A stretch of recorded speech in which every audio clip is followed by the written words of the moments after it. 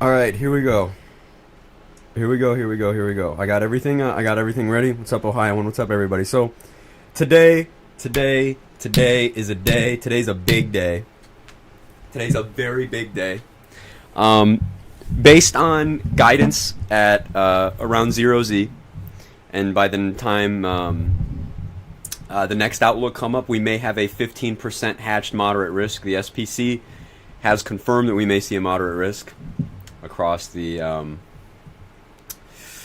Gulf states, particularly in that Mobile area, because, man, when I tell you that area is running hot, it's really unfortunate. The possibility is tonight, I think, and in terms of a high-end event, I think it's certainly as a possibility. Severe threat continues to increase along the region. We have a 60-knot low-level jet now overstretching and increasing and expanding instability axis here. The warm front is finally lifting up into portions of Louisiana where the low-level jet will be a bit stronger. So we'll see how this progresses. Tornadoes will continue. I want to stress that this is not the main event. That the main event is still 11, 12, 13 hours out. And for the potential of strong, possibly intense, even a violent tornado possible down in that Mobile area. We do have 2 tornado warnings here. One was confirmed just earlier, just east of Livingston, but it seems to have it looks a little post-occluded. See how it's kind of dog-legging. We're kind of far from any radar because of all the radar holes here, but we're kind of dog-legging. It's instead of a hook, it looks like it's hooking backwards. That's when we're an outflow dominant storm, and we're not really producing any tornadoes right now. At least it's not likely. But again, we're so far from a radar, it's hard to see what's going on in the low levels of the storm. But both of these are still tornado warned, and at least looking almost 10,000 feet aloft, we do see that there is a strong meso here, still capable of producing a tornado. So you're in south central Alabama. How does it look tonight? Well, I'm not as concerned about south central Alabama. I think you guys will still see a severe weather threat. It depends how south we're talking. Near the coast, kind of near the Florida region, do you have a general area or maybe a county? And then I could help you a bit. I could help you a bit in terms of how things might look tonight.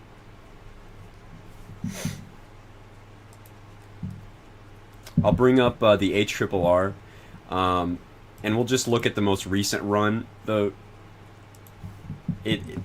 far, the runs on the ENJYOoe have not been very nice. Just above Montgomery. You guys, you'll have a bit of a significant wind risk, I think. You'll have the possibility to see some strong damaging winds tonight. In terms of a tornado threat, I think you guys are on the low side. Again, I would try to stay a little aware, maybe have a way to receive warnings just in case. Because, you just want to be safe. But you are out of the highest risk area, which is good. But I would still be just on the lookout later tonight for some strong winds and a line of storms that's going to move across, possibly severe by that time. And in those lines of storms, we can get little spin-up tornadoes in there, especially with how strong our low-level winds are. It can cause little tornadoes to spin up along this line, and that's certainly a possibility. Again, if you're just above Montgomery, a real significant or strong tornado threat is really not likely. It's much more likely down south into that Mobile area. But you'll be all right. We'll look at the ARRR. We'll just see what it's looking like. Again, I'll throw up reflectivity just to show you the convective models and what they want. So there'll be a line of storms that develops and a lot of prefrontal convection out here. And this prefrontal convection is going to pop off later in the night. As you can see, there's multiple semi-discrete, robust supercells with very long updraft helicity tracks that are just ripping their way across this area. And they really do carry some intense, and like I said, I think there's even a violent tornado possibility with this threat. But again, in terms of a line of storms, if you're in that Montgomery area, especially above that Montgomery area, you'll be in much less of a tornado threat because these storms kind of outrun that unstable air that they need to thrive. Because most of that unstable air is kind of near the coast, and once they outrun that, they can't really do much but be some strong wind and possibly some hail producers. But even then, the line would be the most concerning, but I don't see, especially up that far north into Montgomery, I don't see much of a tornado threat for there. But yeah, the main threat tonight, guys, I gotta emphasize this, is still like 12 hours out. We're gonna have a possible tornado outbreak unfold tonight through 2 to 5 a.m. I mean, really late, really late. I'll be live for it. Just covering here, and again, a moderate risk upgrade is still possible, and you could see why. We had a tornado come through my neighborhood last December. Oh man, that's got to be tough. It's never fun. Southern Alabama seems to get it in the late season all the time. But yeah, in terms of a tornado, you always want to be, it's never 0%, you know what I mean? But you always want to just, be careful. Make sure you have a way to get warnings, you know what I mean? Don't go into this completely blind, you know what I mean? As long as you have a way to get warnings. I'm in New Orleans. How concerned should I be? So New Orleans, honestly, in terms of a, watching here from Dothan in the Enhanced Risk Zone, producing our evening newscast. Just had our EAS test within the hour. Yeah. If you're in New Orleans, you need to be looking out tonight. In terms of, there's a couple uncertainties in how things could unfold in New Orleans, but in terms of the environmental conditions, should you have a rotating storm, we call them a supercell, right? If you have a supercell that moves up in that environment, it could produce a strong tornado. So if you're in New Orleans, you should definitely be on the lookout. You shouldn't be scared. You shouldn't be worried like that there's going to be tornadoes going right through your town. But you should just be aware, stay aware throughout the night especially, of just have a way to get warnings, if you have a weather radio or your phone or, know your safe spots.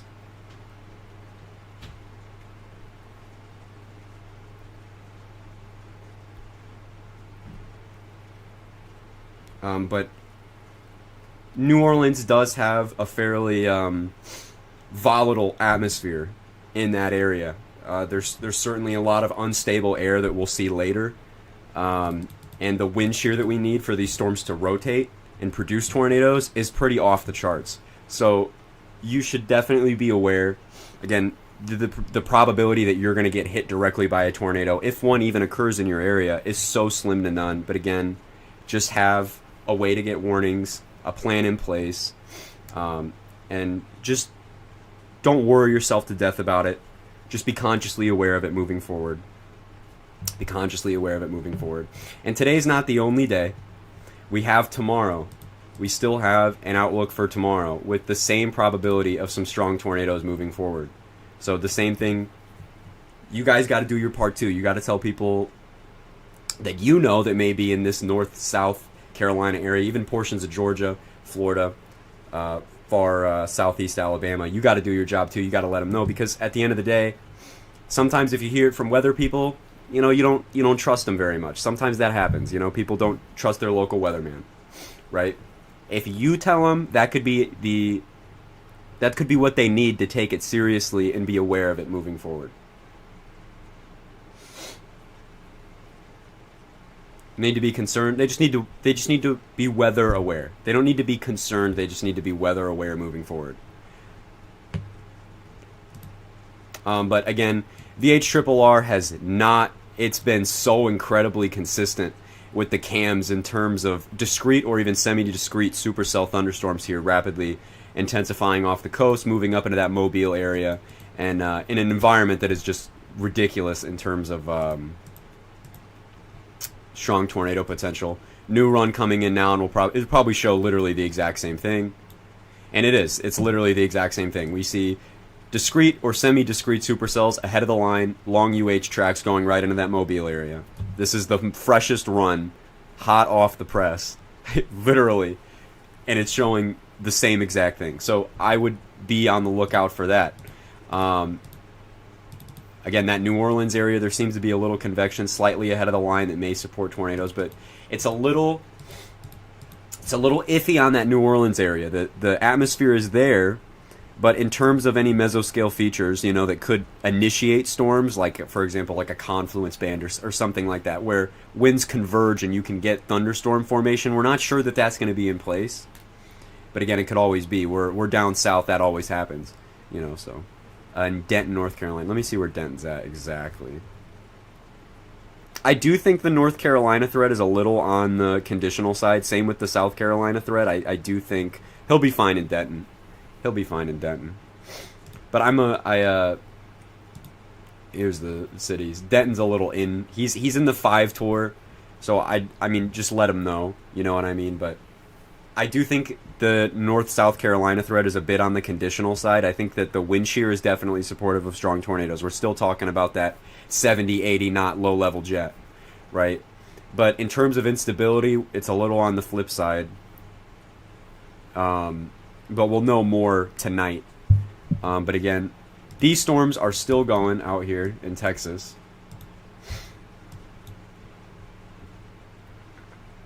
Again, they look. One of them looks like an occluded meso. Looks like it's struggling a bit in the atmosphere. I have cousins in the yellow hatchers. If you have anybody in that yellow hatched area, you should let them know. Just tell them that there's a possibility of some strong tornadoes. Don't get them worried. Just let them know that is a possibility that they need to be aware of moving forward tonight. But again, we're so far away from any radar that our returns are really not great out here. I'm going to move to one panel, so it's not hard to really pinpoint everything. But we do have supercells out here, and we have plenty of confluence bands, little areas of forcing that supercells could form off of, and all these could produce tornadoes. The thing is, they're kind of moving out of that instability axis. All that unstable air, they're kind of outrunning it. So they're kind of moving out of their highest... their potential to produce tornadoes is decreasing moving through time. The line here, we also have to be aware of the line with any embedded supercells that may be in this line here. It's just the radar coverage is not great out here. It's kind of hard to see anything going on. These storms still pose a threat. But again, the real serious event today, and I am genuinely concerned for the Mobile area. I am very, very concerned for that Mobile area. Pensacola, too. Pensacola and Mobile are really, really under the gun today. That does say categorical. It doesn't say categorical. Wow. Okay, hold on. Let me slightly change that. Why does it say categorical?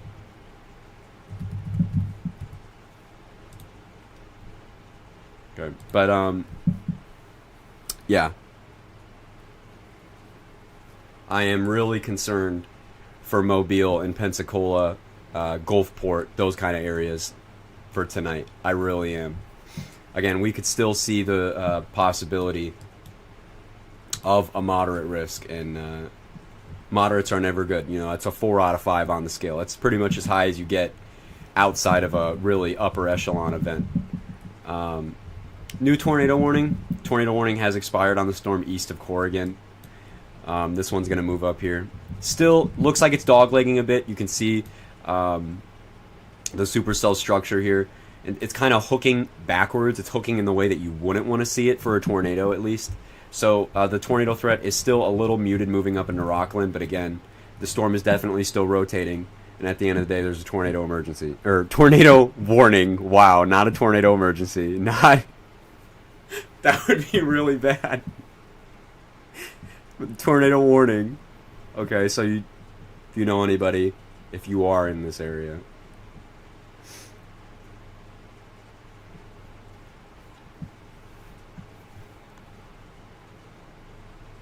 Your parents know about the threat for tomorrow. That's good. You just got to let them know. You got to let them know. That's all you got to do. Is make sure they're aware of the situation moving forward. Make sure they know what's going on. Still watching out for that. As well as the ENJYOoe, which is the model we look at. Do you think they'll upgrade to moderate? I think that they have enough confidence. I think that, like, if I could, just because I'm worried about Pensacola and Mobile. There's a little stable layer in the low levels that occurs overnight that hinders the low-level lapse rates, which is the change of temperature with height, which will sustain robust updrafts. But the thing is about that is we have such ridiculous low-level shear and just sufficient instability that a lot of times you just overcome some of those issues, especially with any storm mergers that happen. I think if I was an SPC forecaster, just because I'd be concerned about Mobile and Pensacola, I would go moderate. I don't know what the SPC is going to do, and the SPC might maintain a 10 hatched. But just because it maintains a 10 hatched does not mean it can't verify higher. That's the thing. Just because it's a 10 hatched doesn't mean it won't verify as a moderate if they don't go. Either way, there is still a potent environment. And the ENJYOoe is continuing to uptrend the instability, very slight, and move that warm sector more north over time. And it is still spamming semi-discrete supercells in that area. So that's always a concern. That's always a concern. Anytime you see those big supercells and long UH tracks spammed out with the ENJYOoe, especially after run after run after run after run, it has not missed a single run today. Since this morning, every single run from the ENJYOoe has spammed semi-discrete supercells in that exact same area. And a lot of times we look at cams and we take them with a grain of salt because at the end of the day, they're cams. They're far out. It's just predicting what convection might look like at this time. But that's a signal. When you repeat the same thing over and over and over and over again, that's a signal, and that's when you should look out. That's when we can be pretty damn sure that there's going to be at least a supercell or two in that area that has the potential to produce a tornado. I mean, guys, this really could be a bad night. There is a rotating wall cloud near Corrigan about 5 minutes ago. Seemed to be from this storm. But again, wall clouds happen all the time. Do you know how many supercells I've been on that produce wall clouds that didn't produce tornadoes? So many.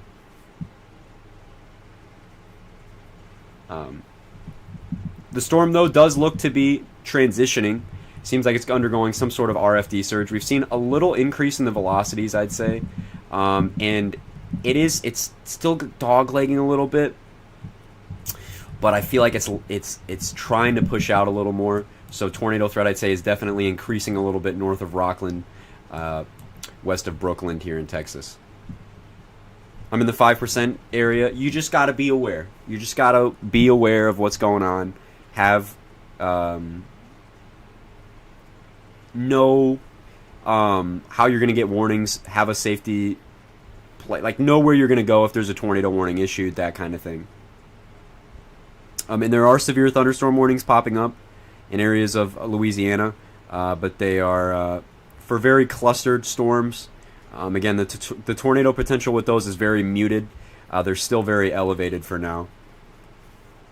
But the threat is definitely bigger tonight. Tonight's threat looks to peak around 3, 4, 5 in the morning. And we'll be live. I mean, this is going to be 12 plus hours of straight coverage. I got nothing else to do. I cleared out my schedule for this, guys. I could have worked today. But no, this is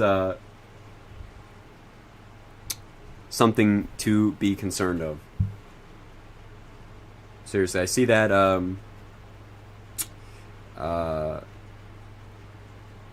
severe thunderstorm out there south of Baton Rouge. Yeah, maybe tour possible, but it is just very, very, very clustered. Is it possible to see a 60 hatch risk? No. No way. No way, no way, no way, Jose. A 60 hatch risk would be only reserved for the most highest end of events.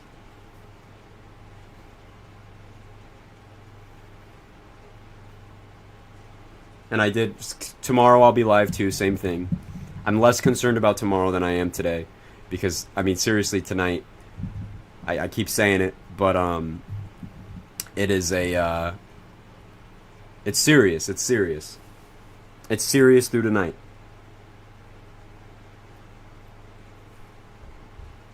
How do you guys feel about the scrolls? I tried to pretty it up a little bit. Hopefully it's not,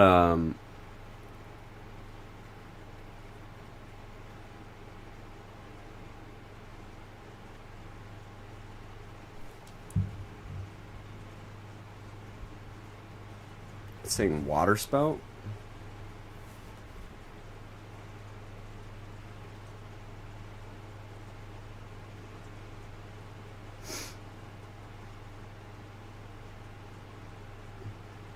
That's an interesting...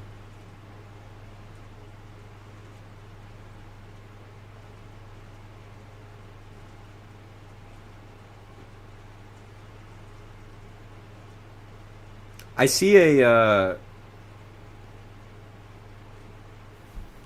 I can't see it on GR2, but there's a it's for funnel clouds over in that just south of Baton Rouge. A storm capable of producing funnel clouds. If a funnel cloud briefly touches down, minor damage to outdoor objects is possible.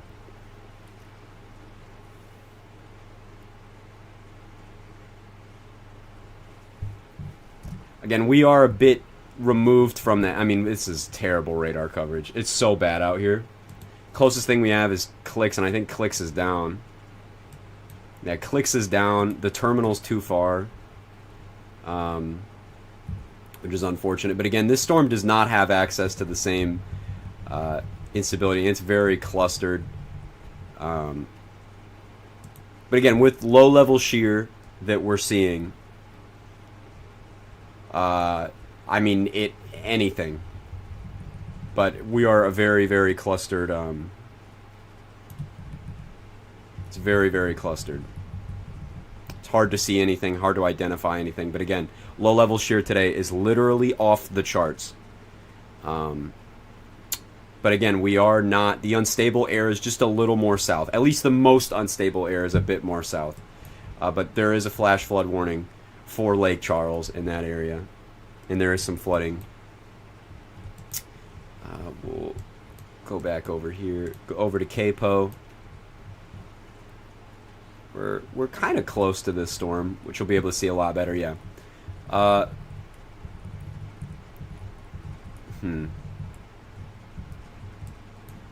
Still have a lot of these beans out here that, if they grow more upscale, they do have the possibility to produce tornadoes. Back over here in Livingston, this storm looks to be getting its act together a little more, kind of have more of a bean shape, especially in the last scan.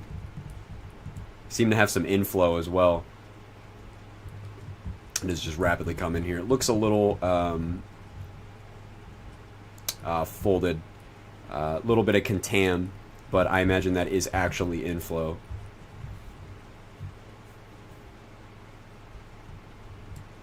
Yeah, we'll keep watching that. Again, if there is a confluence band or any convergence, anything that could possibly set up any subtle forcing across Louisiana tonight, like that New Orleans to Lake Charles area, you could legitimately see some strong tornadoes just because of, I mean, the wind shear is absolutely obscene out there. I can load up a VAD wind profile here.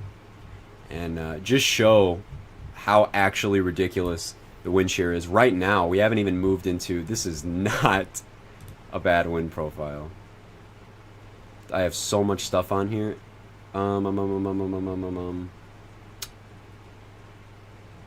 Where are my VADs at?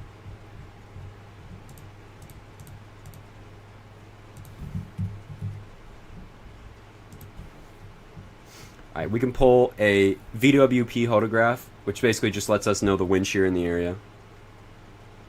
And, yeah, I mean, it's a little wonky, but you can see in the lowest 500 meters, we have 363 meters squared per second squared of storm relative helicity. For reference, 100 to 150 gets it done in terms of tornadoes. We have 300 here, and it's increasing. And the lowest 1 kilometer, we have 500 meters squared per second squared. Out here in Houston, same thing. That low-level jet is also ripping over there. Not as intense. Probably up north, maybe in that Capo area, we'll get a good... Yeah, check this up in Capo, just kind of east of that already ongoing tornado-warned storm. Super strong low-level curvature in that photograph. 500 meters squared per second squared of 0 to 500 meters storm relative helicity. Again, 100 to 150 will produce tornadoes. We are 5 times that threshold. We are 5 times that threshold. And almost 7 times that threshold going up in 3 kilometers aloft. So, I mean, seriously, we have an extremely, extremely, extremely strongly sheared environment here.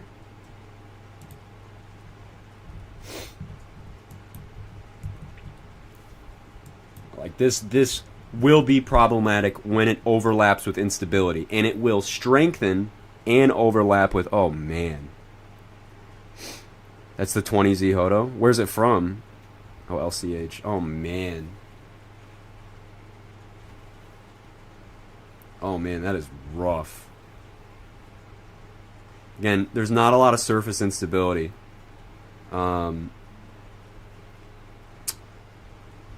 To work with, but once that instability works in with a wind profile like that, it really is that's rough. That can be rough.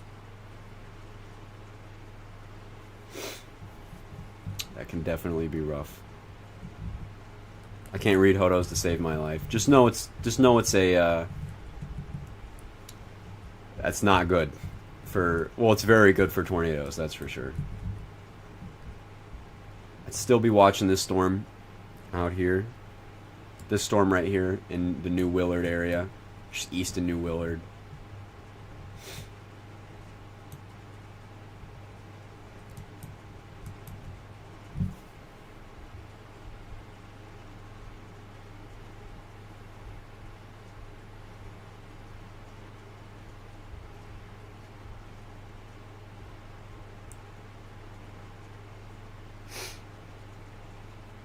And again, I think really our near-term tornado threat in that Houston area is decreasing, given that our line of storms here is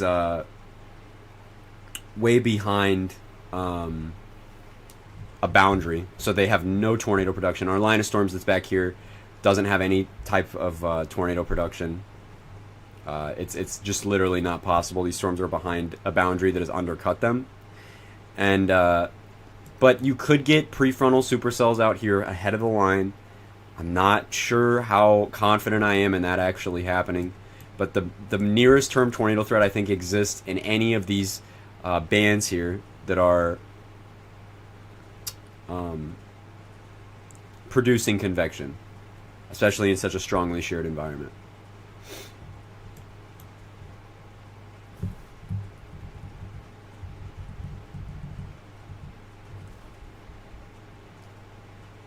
Can look out here. We'll check mesoanalysis, see how far this instability is really pushed up there. In terms of surface-based CAPE, this is what I mean. We're looking at surface-based CAPE here. We're just starting to really push up that instability. Really just starting to push up that instability. And our tornado-warned storms are right up here, just on the nose of that. A lot of our instability is starting to move in to portions of southwest Louisiana, but still, notice how we haven't even really pushed much of it up into southeast Louisiana, in that New Orleans area. So these storms are working on very little instability and a lot of shear, and a lot of times that's all they need. But again, you can imagine if we're already getting tornado warnings, tornado possible. We already had a tornado earlier back into here. I'm not sure where it was at exactly, but it was one of these storms up here. If it's already producing tornadoes, we had a very strong water spout earlier, where that instability and high shear has overlapped. We have seen some stuff today in terms of tornadoes. Look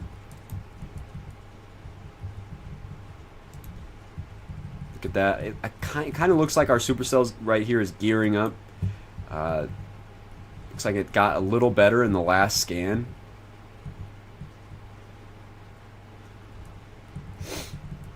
College football national championship in Houston at 6:30. Local featuring 4,000 Cape. The Cape is twice as high as forecasted, which definitely looked problematic for the region. And again, velocities have increased a bit. We have a little bit of a bounded weak echo region right in the middle, kind of a donut hole. And it does look like this storm might be gearing up once again, possibly to produce a tornado. Again, these storms down here still have the same potential as well, especially if they undergo mergers. Storm mergers will help overcome certain things in this area. Like the instability, like I said, the instability and the lapse rates this far north are not great. But when you have small storm scale interactions take place, you can overcome a lot of those issues rather quickly. And that's how we got a significant to intense water spout earlier.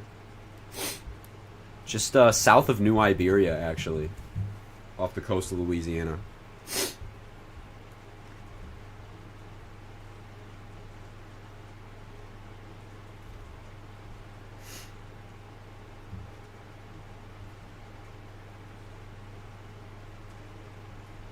I mean, and the radar coverage is abysmal out here. It is really, really bad.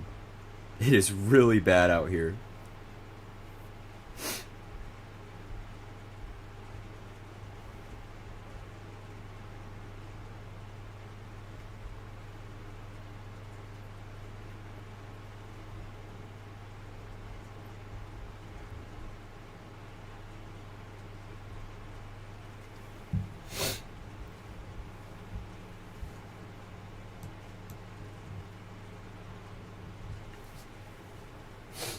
I think what we'll do is we'll probably split this stream up into two streams.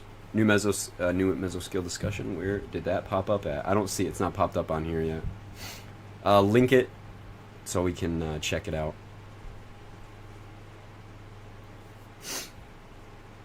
Alrighty, what's the MCD for? Timing of severe threat uncertain. So the SPC is voicing the exact thing I was talking about just earlier. They highlighted that New Orleans area, and really the severe threat, the timing, all that is a bit uncertain. The environment will be primed later, but if and when there'll be any supercells or anything like that that can really take advantage of that atmosphere is in the air. It's really in the air. It is of question whether we see that, but new mesoscale discussion echoing the same concerns. Rotation definitely has increased, intensified on this storm. Again, tornado is definitely still possible with this. It's probably the most impressive it's looked in quite a while.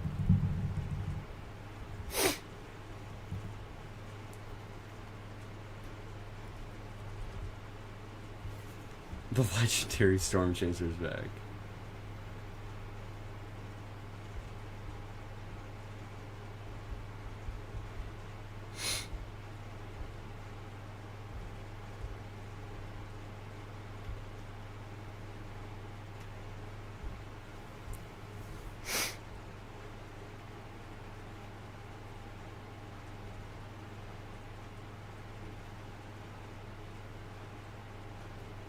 Yeah, SPC's saying the exact same thing I said just earlier.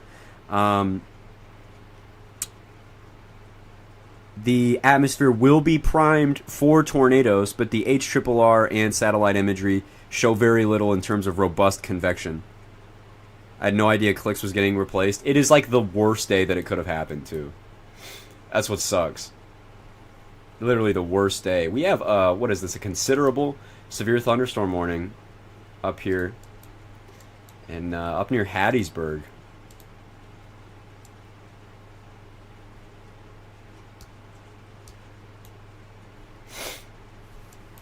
Look at that, dude. That guy is hailing. Big time hail. Big time hail. Big time hail.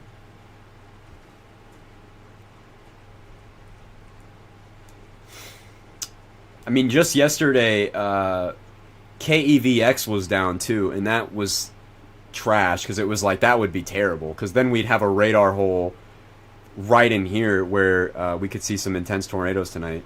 K-Mob is online though. Thank God K-Mob is online because we can see Hattiesburg getting a left split instead of a wedge. Nice change of pace. Truly, they need a break. I mean, they'll. It's not even really a break. They're throwing hail at them before we get the tornado potential.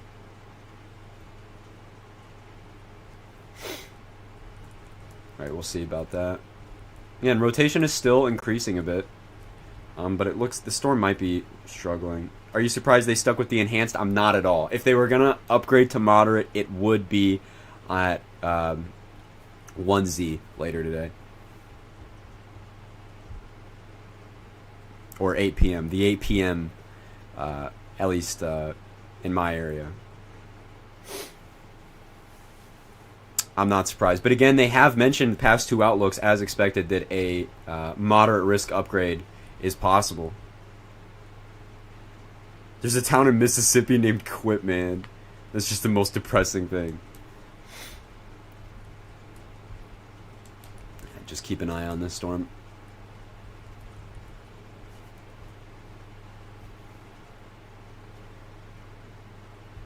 Yeah, I saw that rotating wall cloud there. The storms are most certainly trying, but again, there's issues in the environment that is stunting them. Okay, hold on.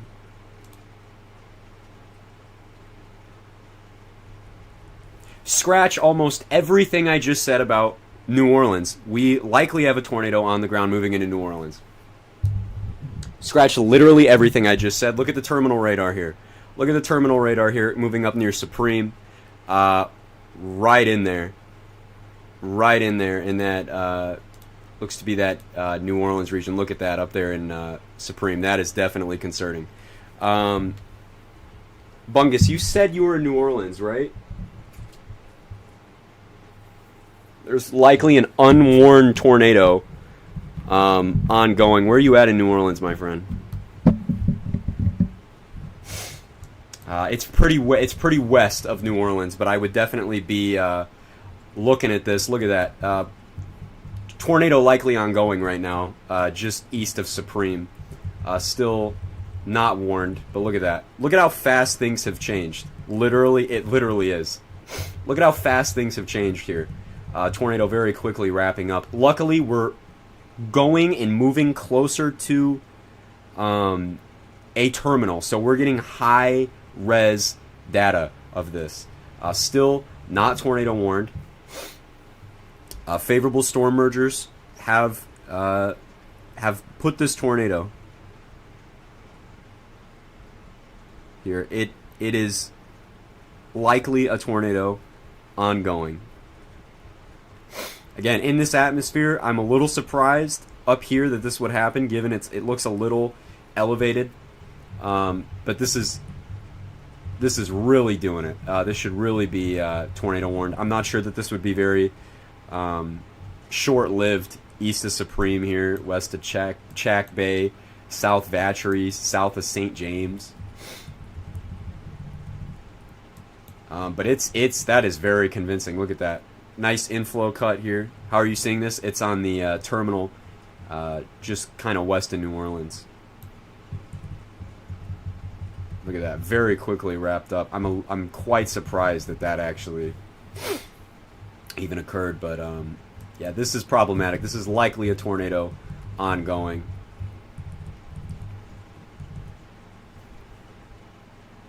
Likely a tornado ongoing. Still no warning up for it, but this is, we'll see what is in the line of this in terms of, okay, we are going to be very, very, very, very rural for quite some time. South Vatchery up here should definitely watch out, but that's if this tornado even, if there is one on the ground, stays for long. But so far, we seem to be pretty rural. We may have not started off that way, unfortunately. Seems to be a lot of homes in this area. But here it appears that's looking a little less impressive, but we'll have to just continue to watch that. Great view from the radar, though. Great view from the radar. Again, tornado possibly just occurred near Supreme.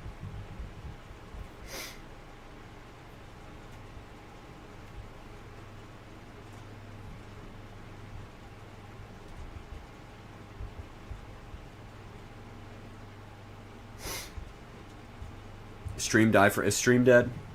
Guys, is stream dead? Okay, it's not dead. You got me worried.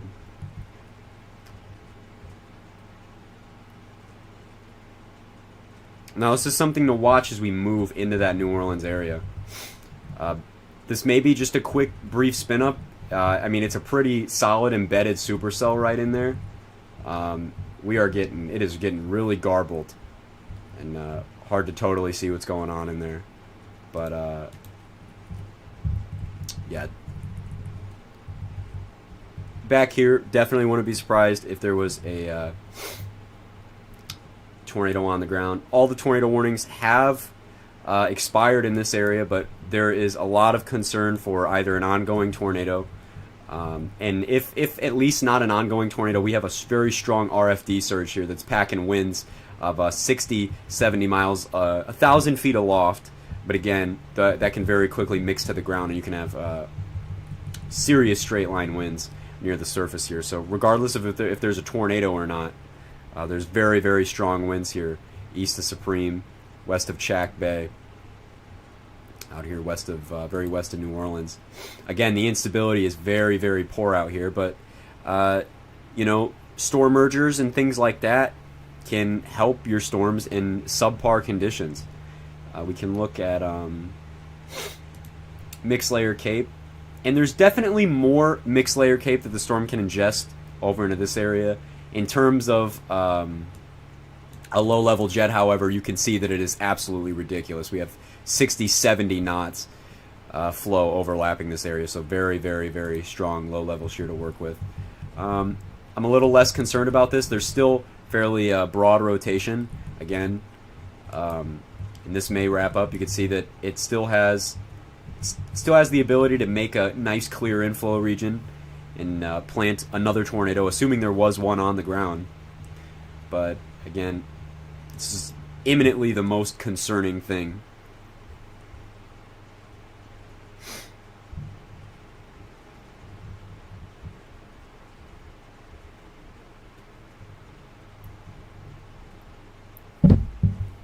Starting to look fairly unimpressive here, but again, still have the potential. We still have that broad convergence, still have the storm ongoing there. No tour then. Again, I would have issued it like if I was in New Orleans, but again, this is a very rural area, and they might have been concerned about, you know, how brief it was, storms being elevated, but I mean, it was very convincing there, especially back here.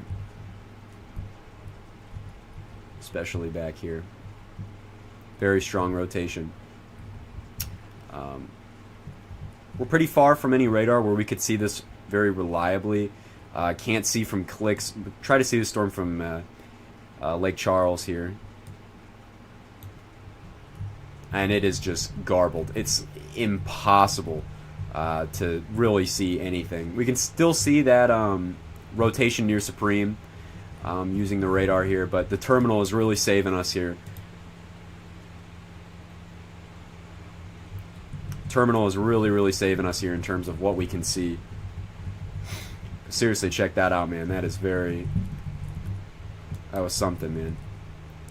I think it's turned... It's gone a little kind of broad in any rotation or anything that would be going on.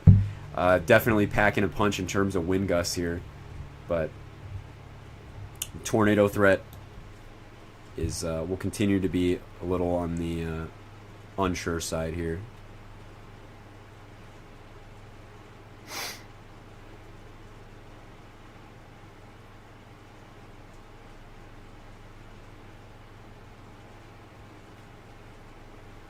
Mobile has put out another very concerning area forecast discussion, saying, no mincing words here, our concerns for the overnight period tonight are serious. An incredibly impactful system has begun across our area, and conditions will rapidly deteriorate throughout the night. The potential for significant severe weather appears likely across most of the area, including the potential for several significant tornadoes and damaging wind gusts in excess of 70 miles per hour. So Mobile, seriously,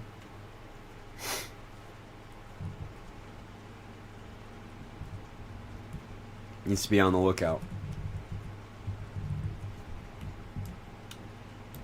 I'll look at radar scope on my phone, scout out some other areas, but Mobile really needs to be on the lookout. Mobile and Pensacola, this is probably the most worried I've been for specific areas in quite a long time. Just given the such consistent trends to throw very strong supercells capable of producing strong tornadoes at it. Like, just it's so consistent across the cams that it is just really... Okay, this is concerning. It's kind of pushing out again. I don't totally like that. That broad looks a little smoothed out too. This could new tour back there. Back in that Houston area, do we have any prefrontal soups going or something? Yikes, are we getting something up near Eagle Lake? Okay, now, yeah, that's going to be a problem. So we have an embedded supercell here near Eagle Lake. I'm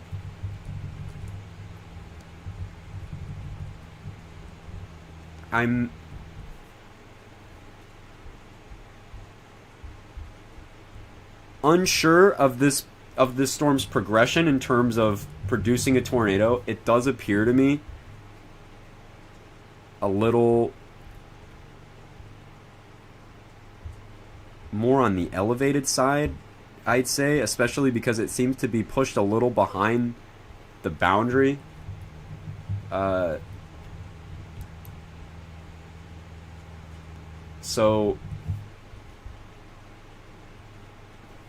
it is some strong rotation, no doubt. That's all that matters.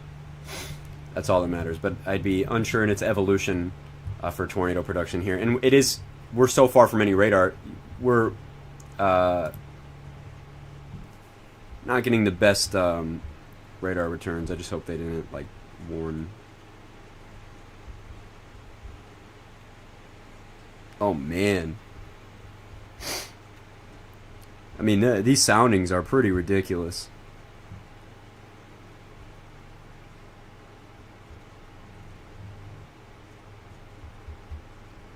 These soundings are quite ridiculous.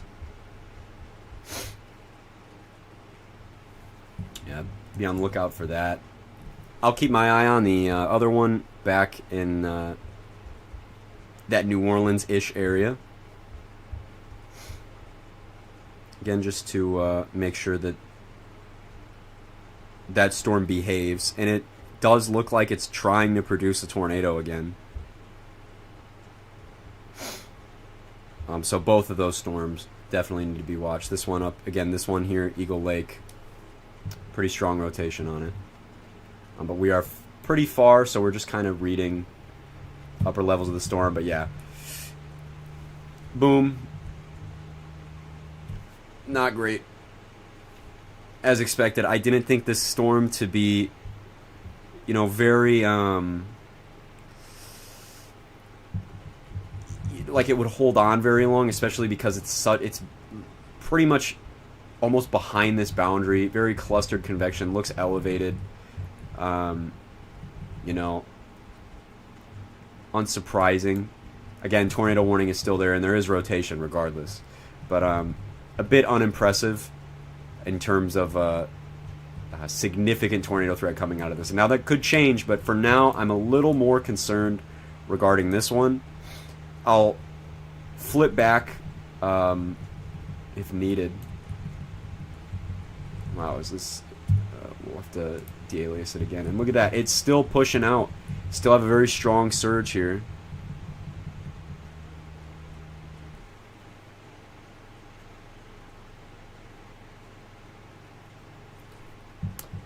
That this could push out a tornado. Look at that.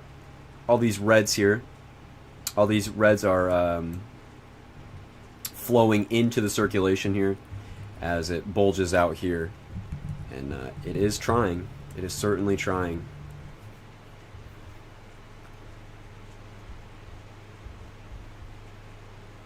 In mods, with days like today, you guys are free to go on timeout sprees if needed. No permission needed. New tour? Where would that be for?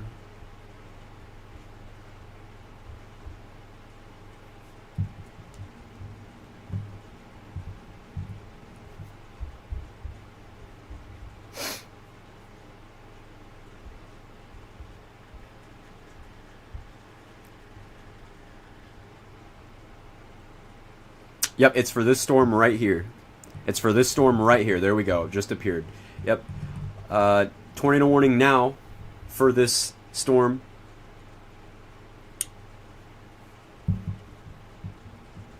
So have to keep an eye on it. Have to keep an eye on what it does. What it does here.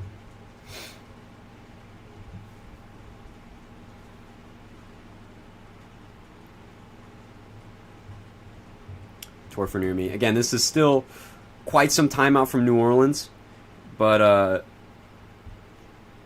Bungus, it's weird saying that and being like serious, like Bungus, you need to, but Bungus, just stay aware of this as it moves east into that New Orleans area. Just stay aware of it. This thing could definitely pop out a tornado. Again, it's pushing out. Bulging out here in terms of we would really need the storm to push out farther and really get that inflow going to get a tornado, but definitely looks like it wants to, and that definitely warrants tornado warning, no doubt.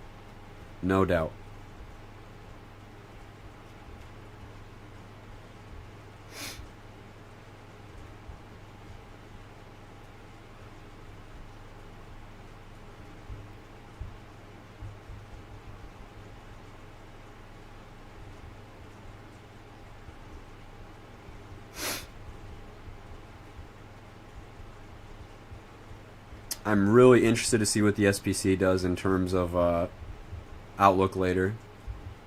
Storm in Eagle Lake has lost a lot of rotation. This still remains the most imminently concerning one.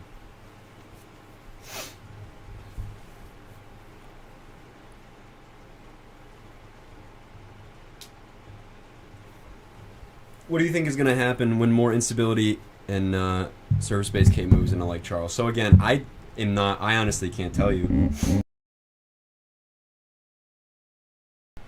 Forcing,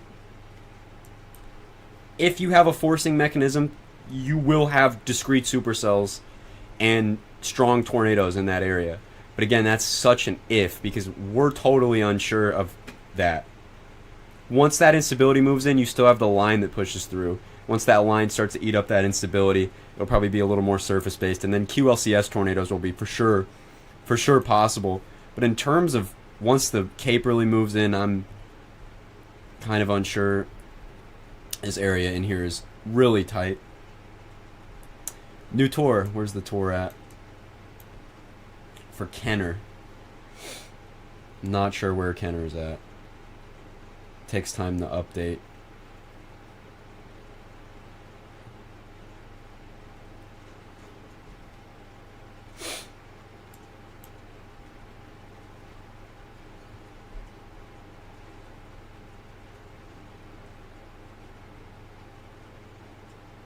What is this? Explosion at the Sandman Signature Fort Worth Downtown Hotel. Windows blown out. Possible floor is collapsed. What is going on in Fort Worth?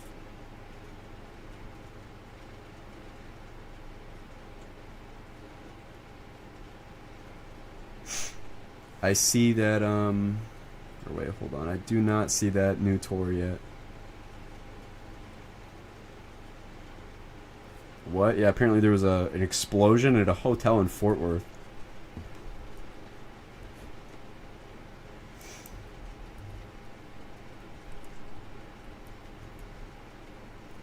Really got to keep an eye on that. It really wants to do it. Try this for lightning. Hold on real quick.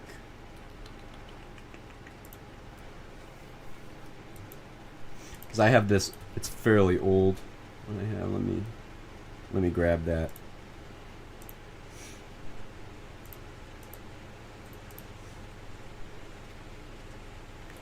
Let me grab that real quick.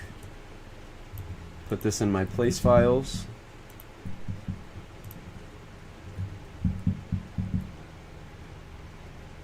I don't really want to pin the message that says, please don't make fun of people dying. I just think we have to, there's a better way to put it, I think.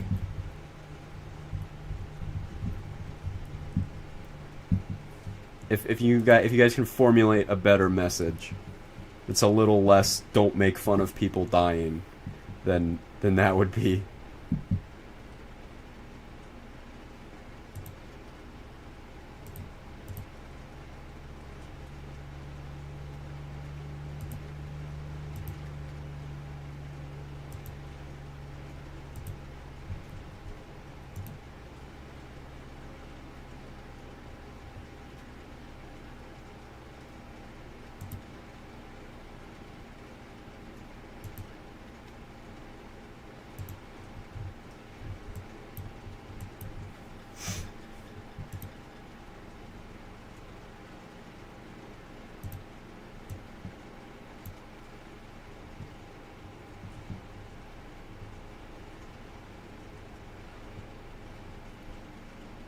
I think that's cool.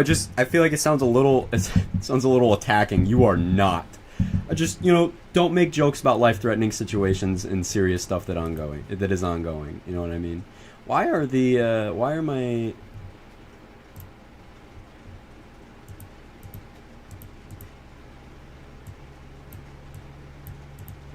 Hold on, let me put this below here. For some reason, that place file is not working on my end.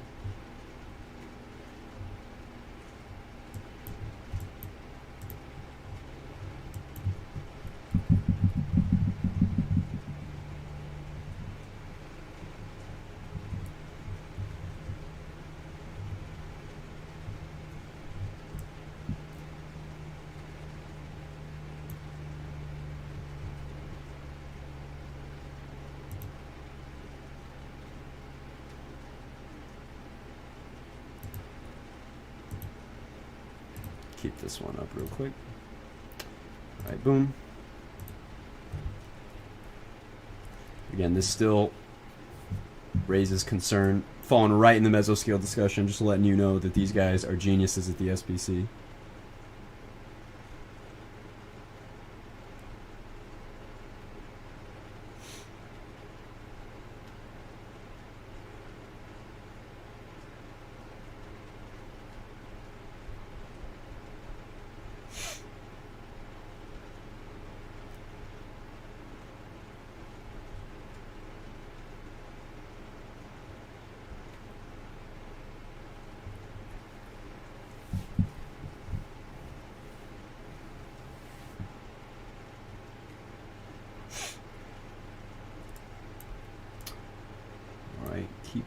just keeping an eye on this. I'm gonna look around on radar scope, see if there's anything concerning. Okay, now this is one thing that I was worrying about. There's a very persistent convective band, and my concerns were that moving forward, this would organize into a more robust supercell, especially in the Houston area. That was my concern, that they had this almost confluence band in this area. And what it appears to have done is exactly that. I was a little concerned of what it would do. But again, there has been so many mergers that we have organized into one larger updraft here. It is supercellular. It looks to be doglegging a bit, but we can see that broad convergence right there. Now severe warned. And this is problematic because this is in that instability axis. We are not outrunning the instability axis, and we are growing more and more. We're growing larger.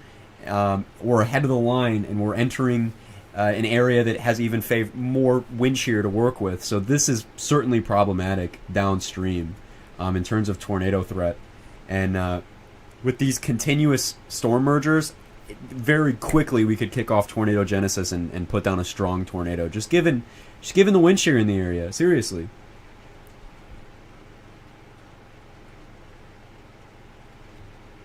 Bam, that's perfect. But yeah, this definitely has concerned me. This continuous convective band here, little area of convergence that is just causing all this convection, and it has congealed up here into one big updraft that has the potential to produce a tornado moving forward.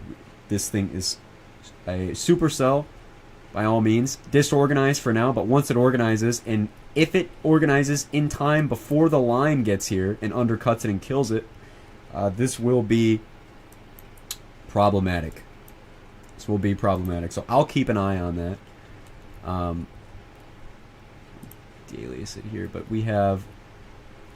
This is packing winds with it up in that Vatchery area. Still, I don't think a tornado is ongoing, but I do think it's certainly possible, given this thing is just bulging out and allowing some broad rotation there.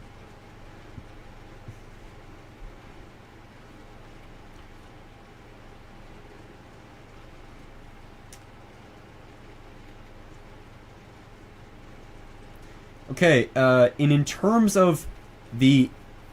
Wow, okay. So this is certainly the most concerning storm. This is concerning because of its imminent tornado potential.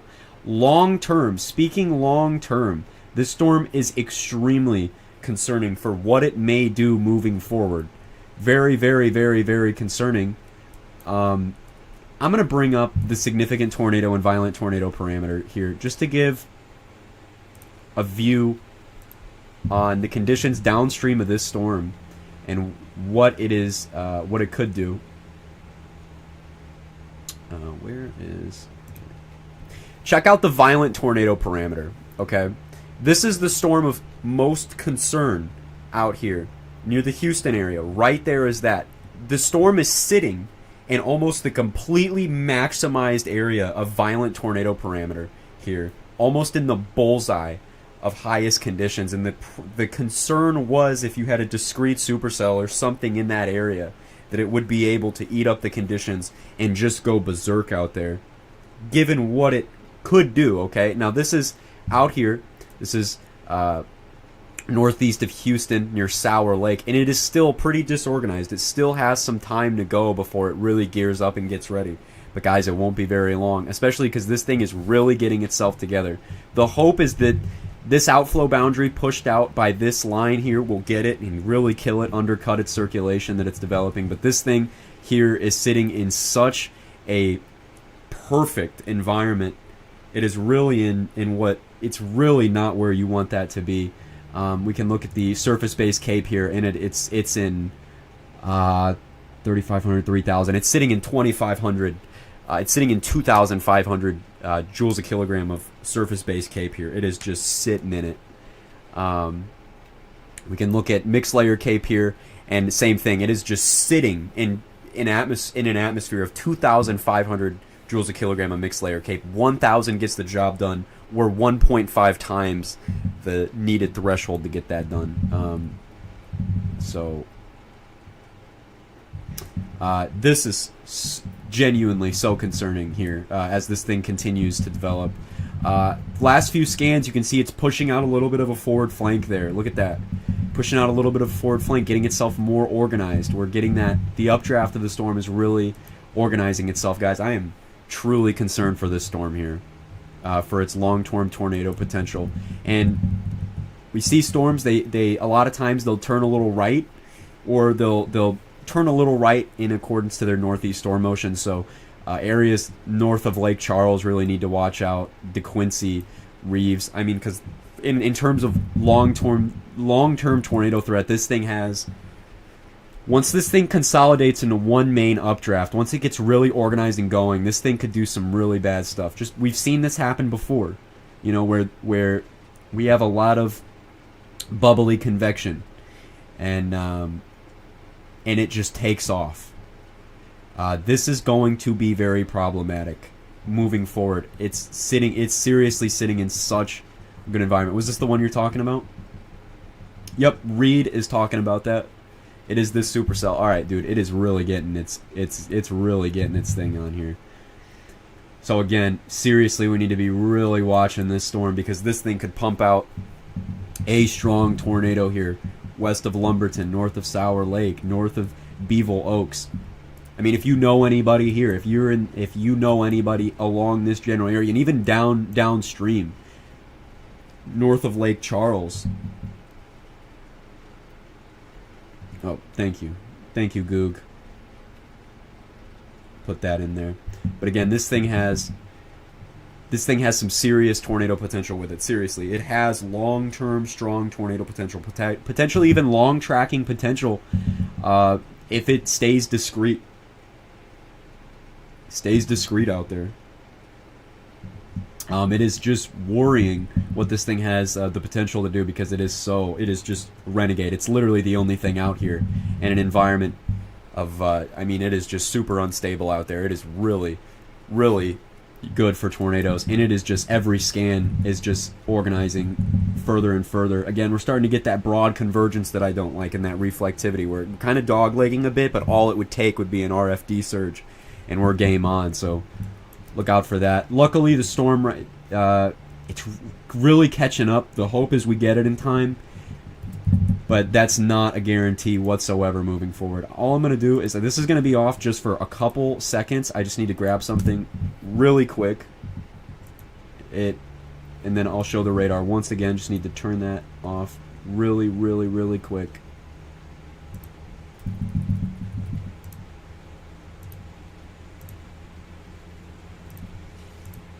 All right, radar back there.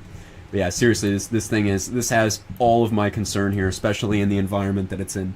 Not often do you see actual discrete supercells sitting in an environment that is so conducive for tornadoes. So we'll have to just watch it, man. I mean, really. Really watch it. I'm going to put this in here.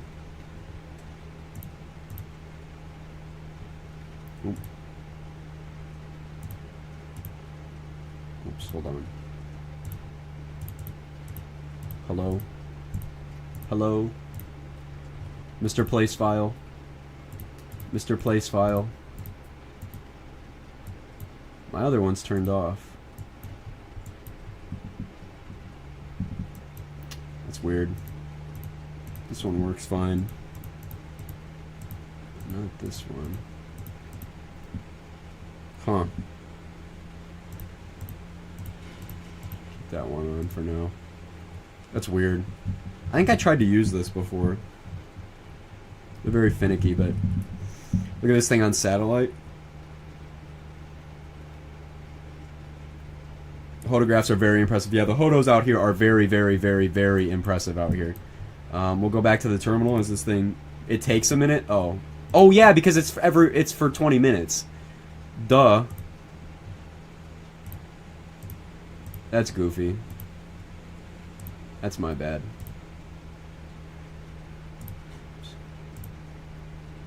Of course it would take a minute. I think about that. Okay. Now, man, that's really tight. It's a really tight area. We have a merger kind of coming up here too. Little tiny mini supercell here going right up into there. That could be problematic. right up here west of Edgard, east of Lucher. We could have a really quick spin up here. Look at that. Really, really tight gradients coming together here. Slight kink right here. We could see a tornado at like any minute west of Edgard. Just west of Edgard here. Seriously. This could be a problem. Luckily, it is tornado warned, but man, you could see a tornado out of this very, very quickly. Especially with how tight these gradients are right here. And any mergers that would come up here and help that. But I'm going to keep an eye on that. I'm going to keep looking at the storm over. And, man, I'm worried about that one, man. I really am. That thing is a problem. That thing is such a problem, man. Just northwest of Beaumont. I mean... Or Beaumont, not Beaumont, jeez. But this thing, I mean, it is literally such a problem. Just because of what the potential, what this thing could do. You know what I mean?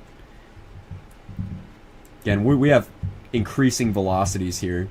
So there could be a tornado imminent just south of Garyville. Right in this area here. Okay, well, that's not good. So there's... It's right over here. It's fairly industrial, and there's some residential areas. But after that, I mean, it is just nothing. It is nothing for quite a minute. So the hope is if this thing decides to plant, it will not be in any of these areas. But it is getting tight in this. It's getting tight in this region here. So again, we'll have to watch that like a hawk. I'll be watching the other storm out there in Beaumont. Seriously, guys, I can't express enough my concern for that storm. I really can't. It is the whole thing. The whole thing was out here is that it was a very conditional threat for strong tornadoes out here. Was that we had to have some impetus that would cause a storm to form. This is very, very broad convergence here, but this could go sideways pretty quick. So again, still keep watch of that. Still keep watch of this. Very broad convergence, worrying here that this could spin up. But we're going to move over here. Going to move over here pretty quick. Good thing we're close to radars here, but looking from Lake Charles. And our velocities in terms of broad... I mean, guys, this is just not good. It's really getting its act together. Just look at how quickly it has taken shape. Just in the past few scans, it has turned from just... bubbly updrafts in the line to really taking on its own. Look at that. It's pushing out its forward flank too. And this, what this indicates is there's mass flux in the storm. We have mass flux occurring. The storm's mass is literally increasing. The updraft is getting larger. The storm is exponentially growing. So we see this, you see the forward flank just suddenly protrude out there. That's mass flux. So we have the storm is growing and gearing up. And we also have broad convergence starting to take place. We're doglegging for now, as the supercell is still getting its act together. But man, once it's ready, it is go time. It is seriously go time. So as much downstream, like, word that you could give to people. I mean, if you could know anybody down here, I mean, this is going to be a problem. This is going to be a problem. It is growing. It is getting larger. It is in such a favorable environment for tornadoes. It is in such a favorable environment. So seriously, we have to look out for this thing, man. Have you seen this? Let me see. Yeah, I have. Lake Charles has literally it's terrible. Like in terms of what a storm could do in an environment with almost 100% pure streamwise vorticity and such a strong low-level jet. I mean, it is very, very problematic, especially as this storm, that sounding was taken from right in this area.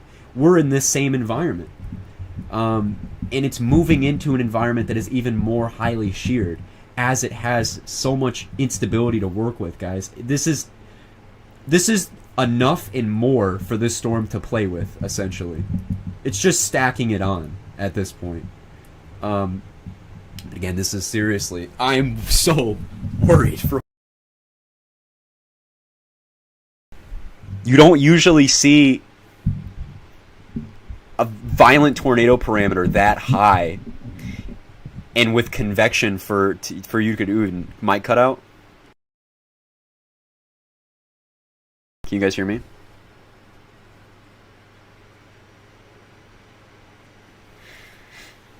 Okay, good. What about tomorrow? Tomorrow is concerning as well. We'll look at tomorrow really soon, I promise. But,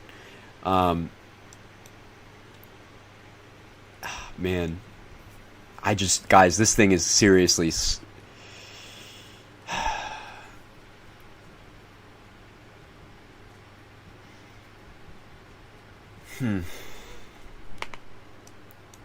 Are you going live? I'll be live tomorrow as well. I'll be live tomorrow. Man, and this thing is just, it's getting bigger. It's getting so much more developed. I mean, seriously, this is unbelievable. Look at the storm evolution in just the past few minutes. I mean, that thing is becoming a gigantic supercell. Gigantic. This is incredibly concerning, man.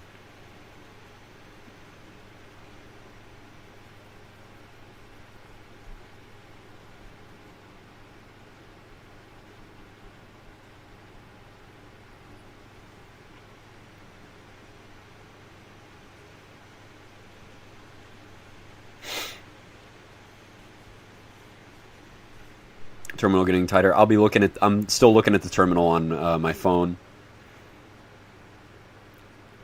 and we're getting really, really close to the terminal. But again, still kind of broad convergence for now. Could spin up a tornado, but we'll get on that really quick. But same thing. People downstream of that warning need to be. But those are QLCS tornadoes. A little hard to predict. You see that broad convergence, and then it kind of spins up along there. But I mean, guys, the storm is growing.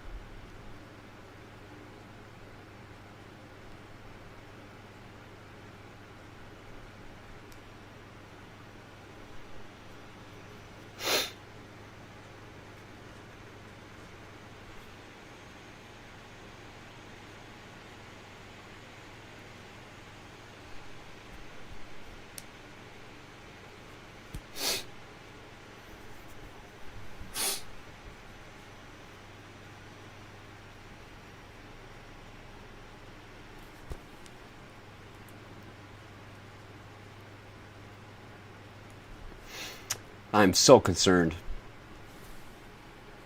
I mean, there's not much out here. You have to exit and re-enter GR2. Okay. Hold on. Screen will be right back.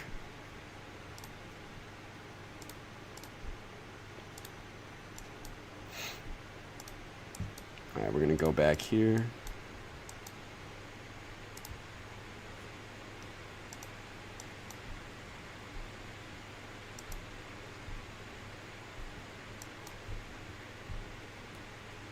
Huh. Didn't load in. It's strange. I don't know why it's not working.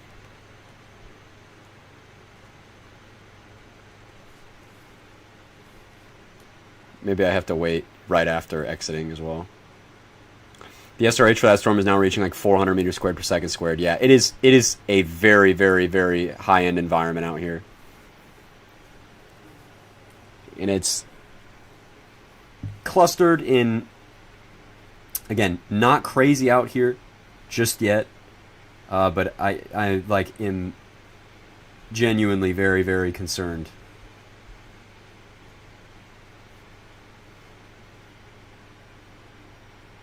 Yeah, 2,000 plus. When we're talking with Cape that is even sufficient in environments with such high wind shear like we have, when we have a screaming 70, 60, 80 knot low level jet and even sufficient instability, we'll get the job done. But when we're sitting at 2,000 joules a kilogram, even higher than that, sitting at around 2,500 mixed layer Cape, and with the already abysmal wind shear out here, when you have especially a discrete supercell, I mean, it just points to, it's just not good. It's not what you want to see.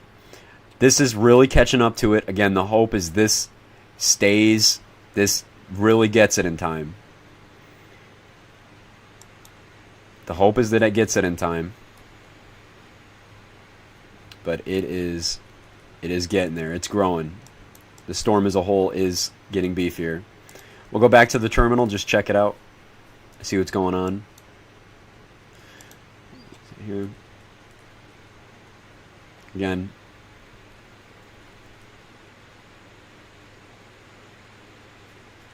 Yeah, tonight's probably not going to be a good night, man. Tonight's probably going to be a bad night for, I mean, really. I don't want to sound pessimistic or like I'm hyping it or anything like that, but I mean, really, when you have an environment like this, it is really, really not good, especially when, I mean, man. And even out here, I was concerned for, I think this area was really conditional from the get-go, but we're starting to come together with the very conditional conditions this already had out here for stronger or even intense tornadoes out here. I think it's kind of meeting that criteria, especially with here. Storm near LaPlace. What area? Where's LaPlace at? Oh, this storm here. Well, it's kind of... It's not... It's more outflow dominant, I guess you could say. It's kind of a line, just broad convergence. Very quickly, tornadoes could spin up along that line. I would just watch it, though. I would watch it because it happens all the time. You know, you let your guard down with those storms and they go crazy. This thing, man. Really got to hope that this thing catches up to it. But it might just ride along in here and be just an embedded beast of a supercell. I don't like how curvy that got, actually. There's multiple areas of convergence in here. I mean, this thing is really... It's undergoing a metamorphosis, I guess you could say, in terms of what a storm could do, or how it is. It is undergoing its own sort of metamorphosis, and is really turning into a beast of a storm. And yeah, you don't need much instability at all when you have such extreme shear profiles. We're not talking about, you know, your normal low Cape high shear event in Dixie. We're talking about an extreme shear environment. We have 80 knots of low-level shear to work with later tonight. 80 knots. That's unbelievable. I mean, it's just ridiculous. So again, it's so problematic out here in Mobile later tonight. Very, very problematic for what we could see down here in the Mobile, Pensacola area. I really am so worried for tonight. I mean, seriously, it is... The ceiling on that is high, to say the least. The ceiling on that is high. Tornado watch extended. Where was it extended out to? Did they pop it out in here? Right into this area? I just got it? Okay, so they pushed that tornado watch out here for where the mesoscale discussion is at. There is a tornado watch now. And look at this, guys. All right, we were talking about this. We were talking about if there's forcing in that New Orleans area, we could be talking about a big deal. Look at these confluence bands that are offshore. They're just kind of coming into the side of the radar now. Look at all those confluence bands, man. These are going to provide your discrete supercell development. They have the subtle forcing along them that could have those supercells along them, or those beads, and man, we see them. We see that Gulf convection here. Once that moves on land, man, once that instability works on land too, that could be a big deal, man. Everything's kind of coming together. We're, you know, the thing was that, you know, the environment up here was pretty volatile, but will we get any forcing that could provide storms? And there's your forcing to provide your storms. There it is. There are those, there's that confluence axis we were worried about that would be there that could provide that. And especially with this guy up here, man. Oh, man, it's getting its act together. Look at that, man. Very defined boundary here. Very defined boundary between the colors. It's doglegging, but it's got that kind of that U shape. Kind of a U shape right there. If you see what I mean. Kind of looks like a hill. I mean, that thing is really gearing up. Those are those kind of storms that don't need much and they're off. They're going.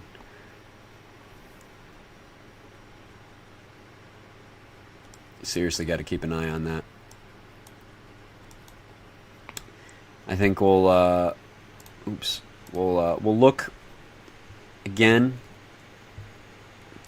at the mesoscale analysis here. We'll see our mixed layer cape, and it is again we're pushing that, we're pushing it up there. We're pushing those values up there.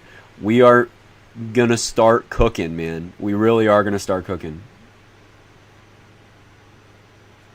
Some enhanced environment wording in severes at some point. Yeah, or severes that are more... I know a lot of times they'll put out severe thunderstorms in place of conditional tornado environments, and that would be cool too. More, yeah. Updated wording for tornado warnings I'd like sometime too. I think that'd be cool. Or get very specific with your storms.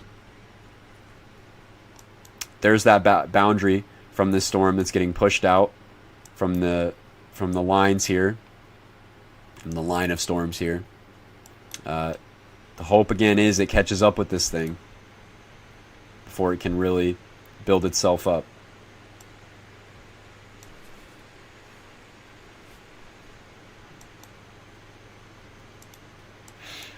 Out here in Houston, we now have a severe thunderstorm warning.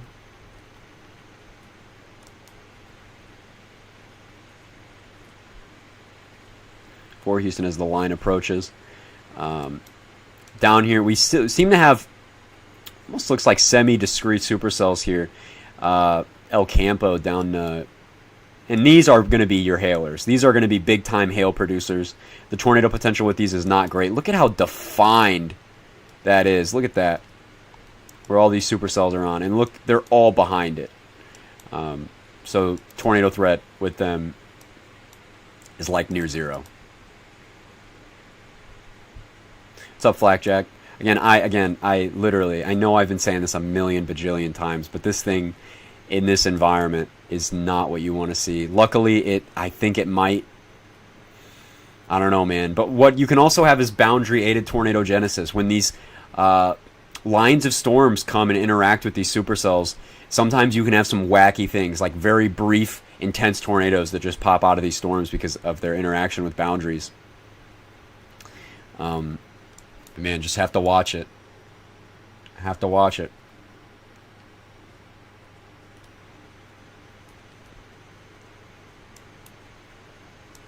New Orleans, yeah.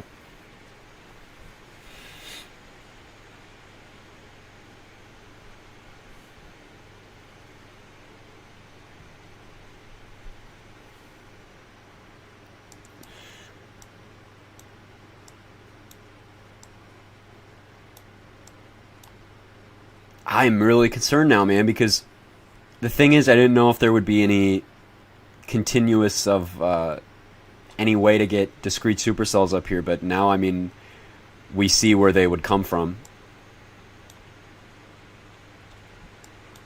All right, we can show with the all caps, though. We can show with the all caps.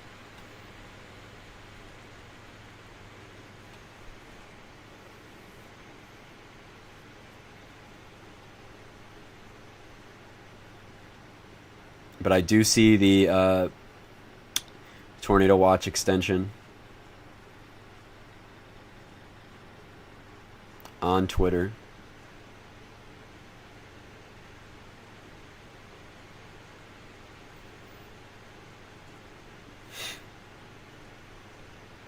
Andrew Brady on Twitter has developed a real-time tornado prediction probability model that will take storms that are ongoing and predict their long-term tornado threat, and it has so far been incredibly accurate today. It has nailed actually which individual storms will go tornado warned and which ones won't. It has been incredibly impressive. Past events, it has worked fantastic as well. It's nailed tornadoes in past events, nailed rolling fork ahead of time. Really impressive stuff. And there seems to be a bit of a signal up here in this region. It's fairly hot out here, actually. So we'll just have to... Oh, man. Okay, it's really getting beefy.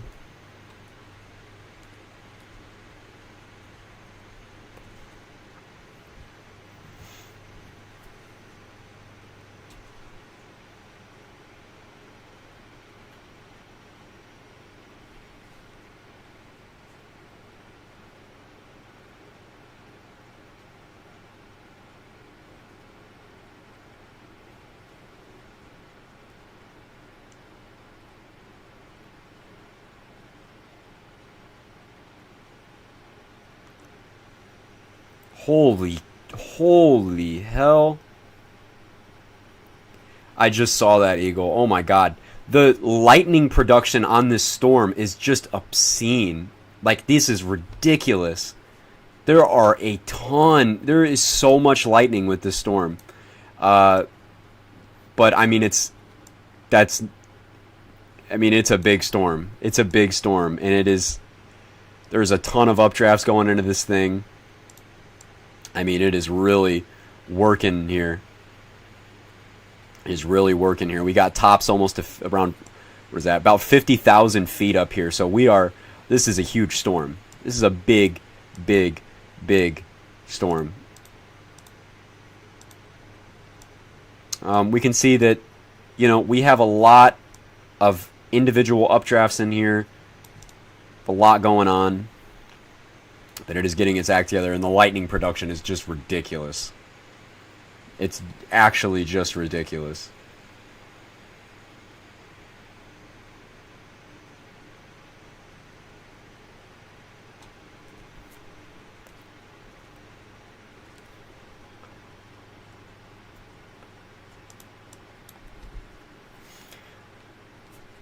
I'm going to try to see... Okay, it's been extended downstream here.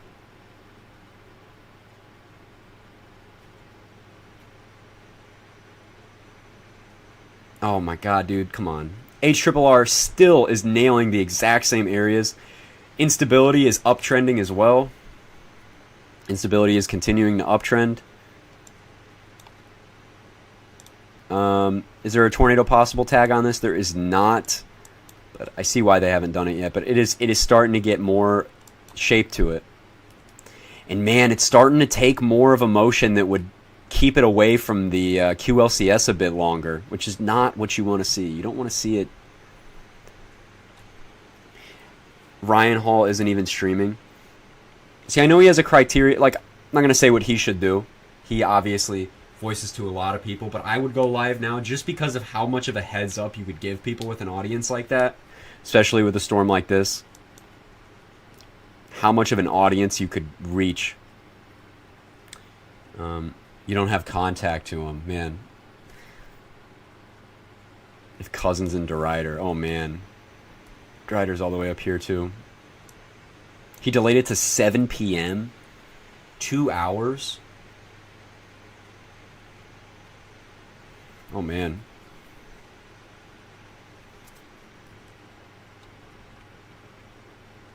He had a baby not long ago. I do know that. I know he's a busy guy. And I respect what he does, genuinely. He does a great job. But, I mean, I feel like I'd go live just to let him know that... Just to let people know that, we got warnings in Houston, I think. Yeah, we got some severe thunderstorm warnings. Nothing crazy out here in Houston. Strong winds. Maybe some hail, obviously, some beefy thunderstorms, but they're really blow. This is really interesting here. You can see the storm shoots out an outflow boundary.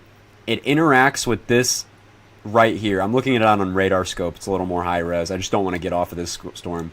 But this line here shoots out an outflow boundary and intensifies all these prefrontal storms. Shot it out, makes them all go crazy.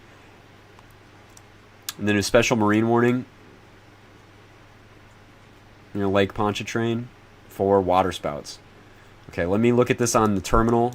We're going to keep this up here because, guys, this is seriously, like, this is as concerning as you get for a storm out here. I don't think anything, even the storms that are special marine warned, don't meet the concern here for just what this could do. For what this could do. When we look at lines of storms, there's a limit to how intense that you can get. 2,500 mixed layer cape, a virtually unlimited amount of wind shear, and you're a discrete supercell. The possibilities, there's quite a high ceiling for what you can do. So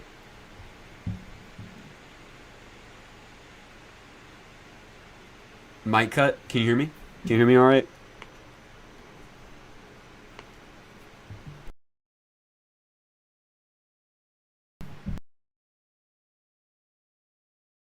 Yes, all right.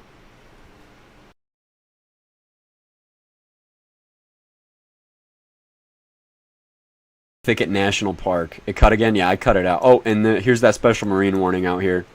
Likely for high winds. And again. And again.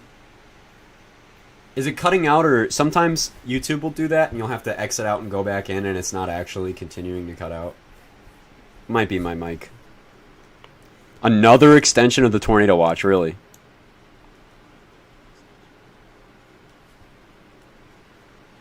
This thing just looks more and more impressive. Houston, Texas is now in a tornado watch. Interesting.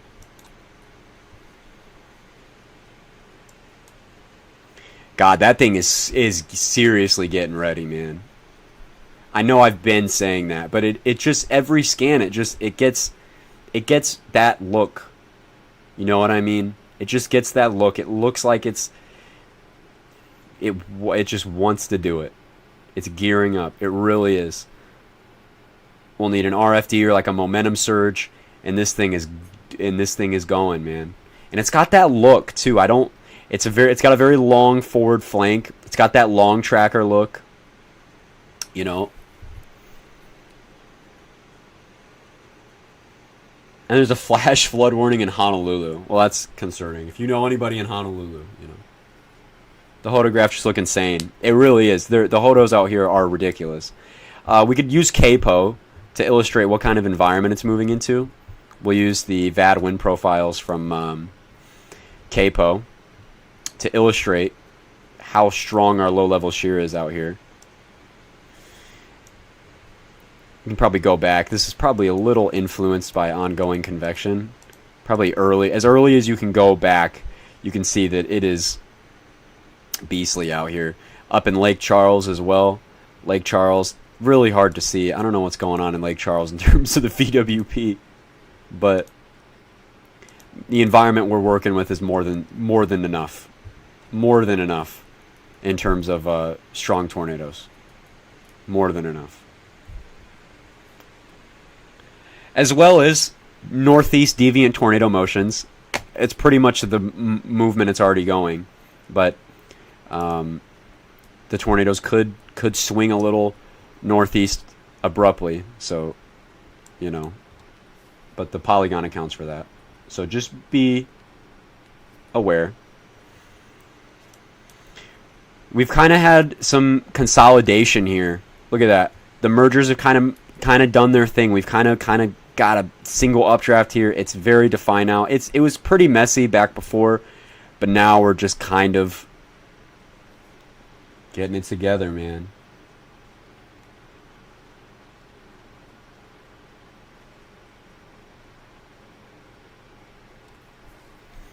It's like nail biting to look at this. Seriously. I mean, again, I'm going to pull up the violent tornado parameter just to illustrate. I mean, we are cooking. We're still cooking. There's a 10 center down here west of Houston, but again, it doesn't matter how high your violent tornado parameter is if there's no way to have tornadoes. Does that make sense? Like, you can have extremely high violent tornado parameter, but if you don't have any forcing or any storms that are correct to produce tornadoes, doesn't matter. Still in a very high-end violent tornado parameter environment. Low-level jet is still ripping. We'll go here to effective bulk shear, and it's just insane out in here. Low-level jet is ripping. We have a little blob of 60-knot low-level winds here coming up into that supercell too. So once that interacts with it, it might help it a bit as well. Significant tornado parameter. Again, it's also super high, and it continues to move into a high-end environment. It's going to move over time. Probability of an EF4 or EF2 tornado within a certain area. It's obviously riding that corridor of high likelihood.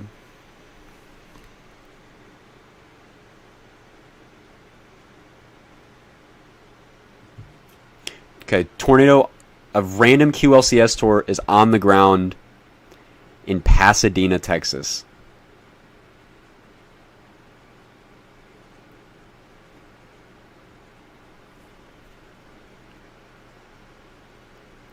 Seems to be a brief spin up.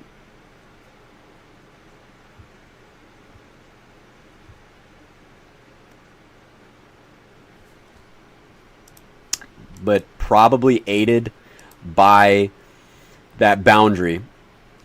That boundary pushed it out, and then we got, again, quick boundary-aided tornado genesis. We'll let this update here. Oh yeah, look at it. Look at all these kinks right in here.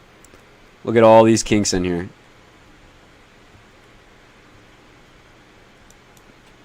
As this boundary moves forward. So a lot of quick QLCS tornadoes are possible along this boundary moving forward. I guess it's good to the extent of that tornado watch then. Guess it's good. Especially if you're spitting out tornadoes like that.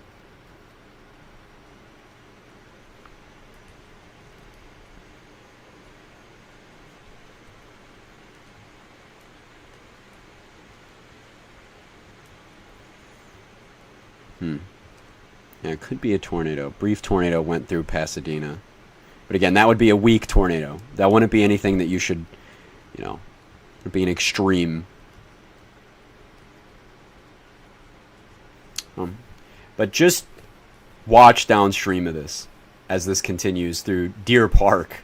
I mean, if you haven't had enough already. LaPorte, Shore Acres, Taylor Lake Village, Seabrook, Kemah, Webster.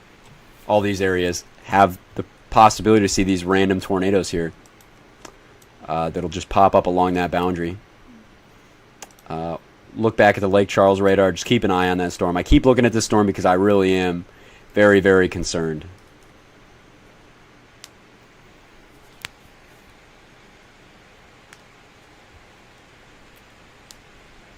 Still a tornadic storm? Not yet. There's still... this is certainly tornadic. The boundary... It's doing that boundary-aided tornado genesis that we talked about. How sometimes you can have these boundary collisions and they'll kick off tornadoes. It happens in Florida all the time. You have sea breeze boundaries that interact with each other and you get full-on tornadoes. Just... It's crazy.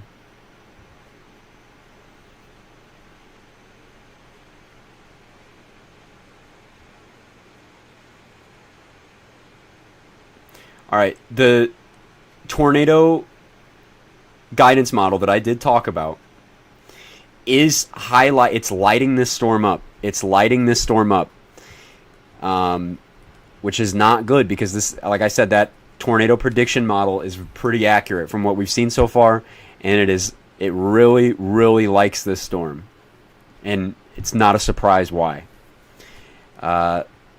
Last two scans are definitely not great. Definitely not great. Seem to have almost a little bulge there.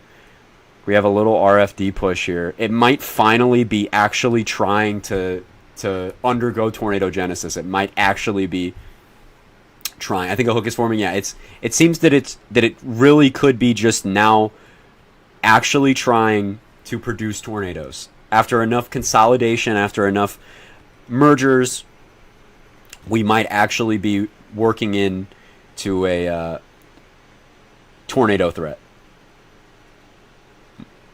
Might finally be doing that. Finally in a bad way. You know what I mean? Not finally in like, oh, thank God. Like definitely not that.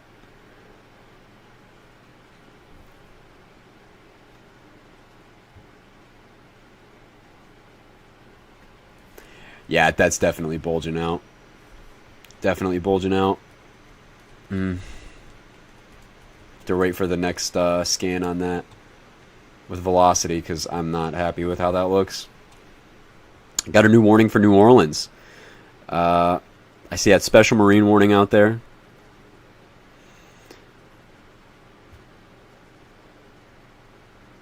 Likely a water spout ongoing. Probably honestly could be a strong water spout ongoing out there in Lake Pontchartrain. Very, very, very impressive view. We're going to go back over there just to show you guys that from the terminal. Really pretty as well. It's what's a special marine warning? It basically is a warning. They can't issue things like tornado warnings over the water, so they'll issue a special marine warning. It's basically a tornado warning over water. But check this out, guys. See that little appendage right there? Little baby hook and just crazy velocities. They're a bit folded, but really strong winds. We're looking at 80, 90 mile an hour winds, just 400 feet aloft. So strong water spout. Could be a stronger water spout ongoing. Look at that. Full on hook right into there. Look at that. Very, very impressive. This would be quite a sight to see. I wouldn't be surprised if there could be a picture out there for it, but look at that wrapping up in there. Pretty strong velocities too, man. As this thing just spins over the water. Poses no threat. I mean, if you're a mariner out there, if you're on a boat, I'd get out of there. But if you don't know anybody in a boat, you know. But that is quite a sight, man. Really quite a sight. This thing is definitely something to worry about once it works its way towards shore. But there's less friction over water. It's easier to get tornadoes over water because there's less friction from the ground. So this thing might die or not even be able to plant over land. But this is quite an impressive view, man. Quite an impressive view of a water spout ongoing up here. Again, still does not have my interest as much as this thing, man. I know we've been looking at this now for almost 30 minutes, but in terms of a storm with high-end potential, it's this one. In terms of what it could do. That line is really rapidly catching up with it, though. Will it even have enough time? I see that flash flood warning here. Problem out there in New Orleans. Make sure, especially in Louisiana. If you're in Louisiana, I mean, it's so easy to get flooding.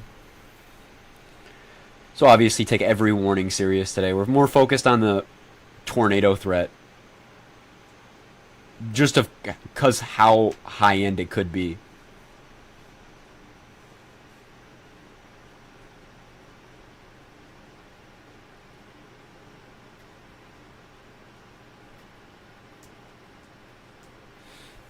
And again, this is going to look like we're going to have a lull in intensity, probably. We're going to have a lull of time where it doesn't look like anything's going, and then very suddenly we take off. And check this out. I think this is our RFD here. Oh, yeah, it definitely is. Okay, see how we kind of perked up a little bit right there? We kind of perked up a little bit, and our velocities intensified. Look at the greens. They intensified, and the reds got larger. So it looks like we're gearing up. Updraft has we've really consolidated. If this thing if this thing becomes more of a right mover, that would be problematic because it's just going to move it farther away from the line that would kill it, at least mess it up. And it's definitely having that RFD surge here. Tornado really could be imminent right into that Bleakwood, Bancroft, Bonweir, Maryville, Singer, DeRitter area.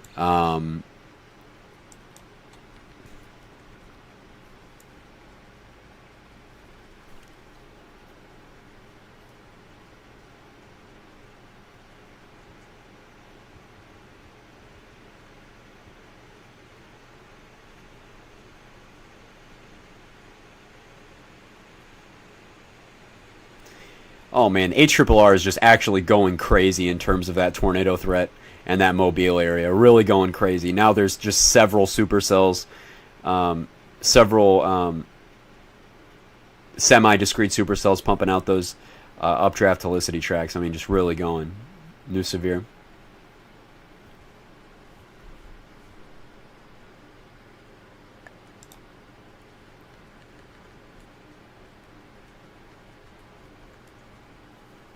Strengthening low-level mesocyclone on this, though.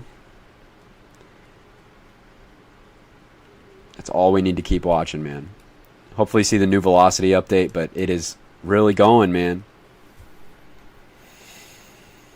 It's really going. This is seriously the storm of concern for like the next probably few hours until has the event lived up on in terms of what the event is. It hasn't even happened. We're still probably 10 hours out from the event.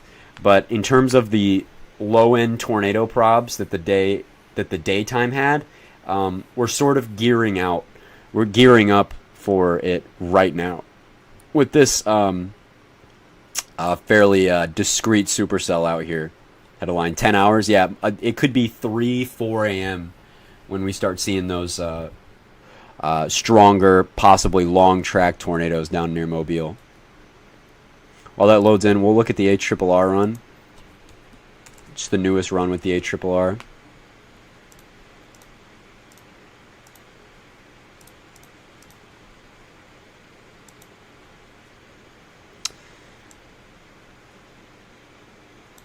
Again, it's just the same thing.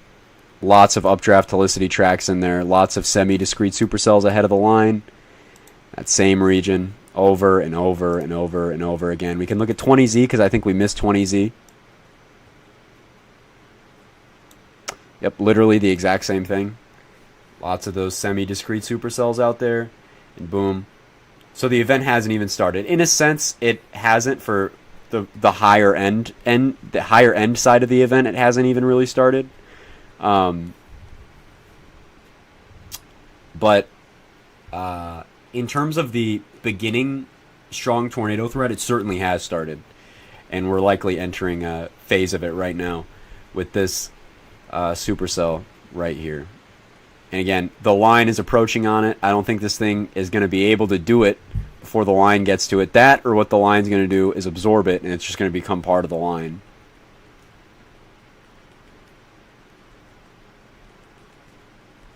It's really trying to wrap it up there.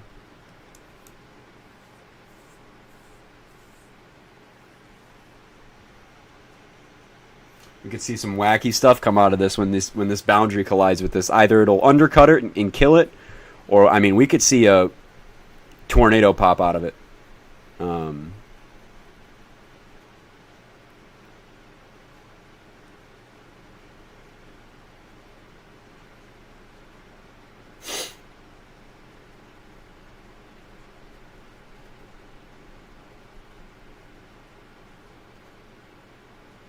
Man, that thing is just seriously, it's growing into just be a monster. Absolute monster of a storm.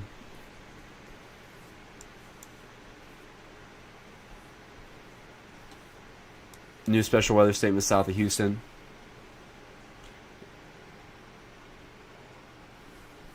Yeah, Houston's almost in the clear, I guess you could say. When these storms pass, and that'll be over. It's going to drop in temperature pretty quick, though.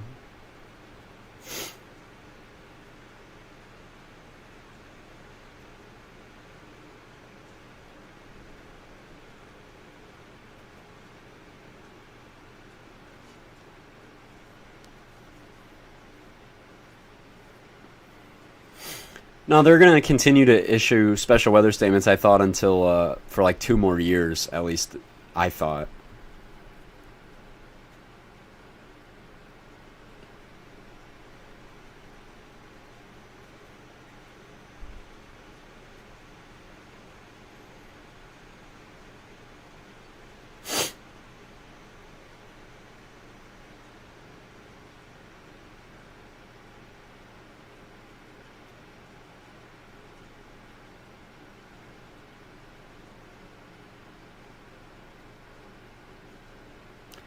I usually use the lightning map so I can check other storms in my area. Yeah, this usually has lightning, but it's off right now. Because this storm is super energetic in terms of its lightning output. I can bring it up here since that one's not loading. I'll put that one on.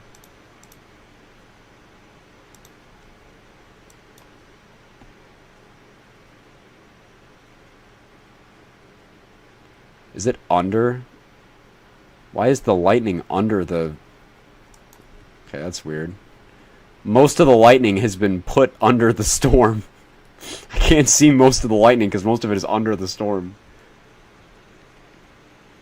Hate that the New Orleans radar is down, yeah. It sucks because it's inconvenient. It's so inconvenient, especially for what today could hold. Yeah. There was a pretty strong water spout over Lake Pontchartrain just earlier. It's probably from that. But man, I just keep watching this discrete supercell. Is the check mark on the right?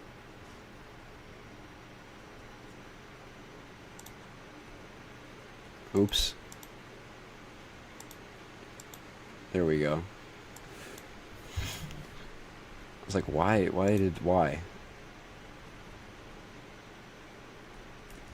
I think the storm's going to kill it. It's probably going to undercut it, which would be such a relief because of the downstream environment was just stupid for this storm to thrive in. Like, seriously, just thrive.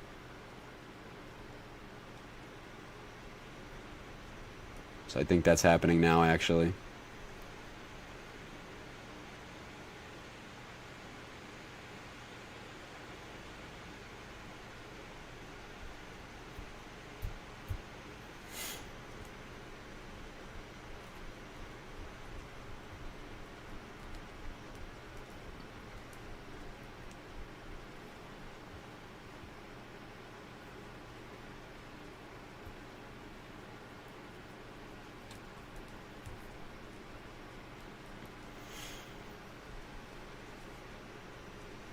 Man, just look at that. It is such a beast of a storm, man. It really is. It is such a beast of a storm.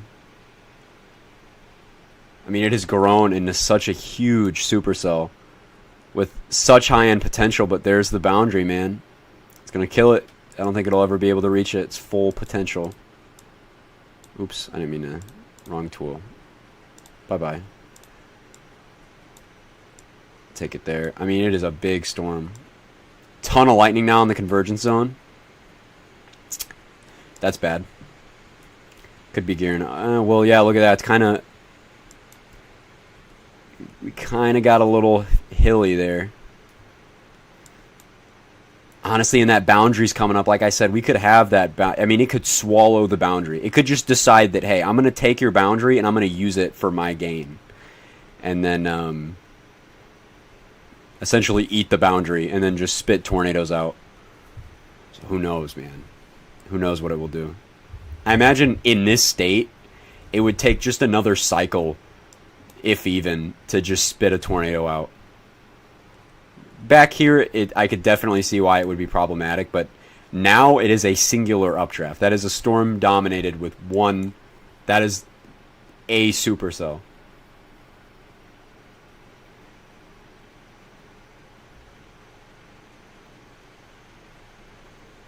Significant tornado parameter values are very, very high and maxed out. We have an STP of 10 across the Mobile area later tonight. Which, I mean, it's just not... It's obviously not ideal. Not good. Yeah, that lightning density increases very rapidly When holy cow, that is a lot of lightning. Yeah, lightning exponentially increases the output before you have tornadoes. A lot of times, and that's what's happening here. I mean, because it is a beast of a supercell here, and the boundary's coming up behind it. It could use the vorticity that exists along the boundary to spit out tornadoes. It really could. It might not undercut it and kill it. It might just help it. Honestly, it could. And that would just be ridiculous given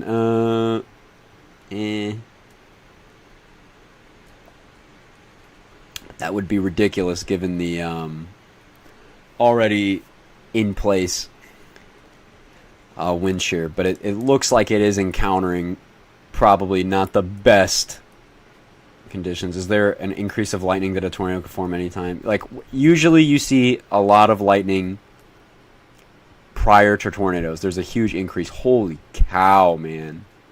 This thing is spitting out lightning like crazy. Very energetic. Very energetic. I think this thing is really getting its ass beat. It was doing fairly well, but I think it's really getting beat up now. I think it's really, really getting beat up. I think it was really trying. Like, if this thing was out here, I mean, we'd be talking about a pretty serious tornado threat moving forward. But now it's so close there. It's really gonna struggle. Really gonna struggle to spit one out.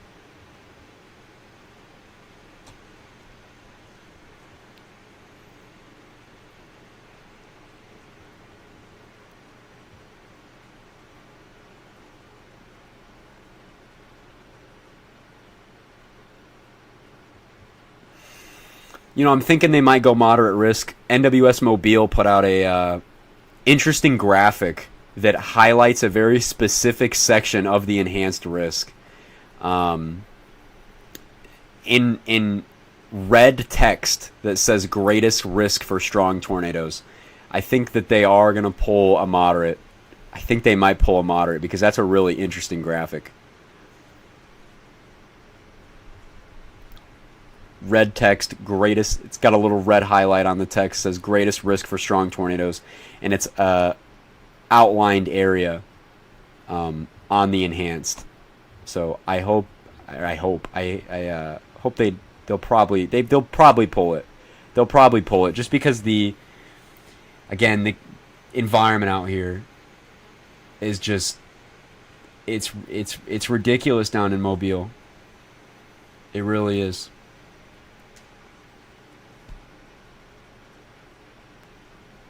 Next outlook comes out at about 8 o'clock, I think.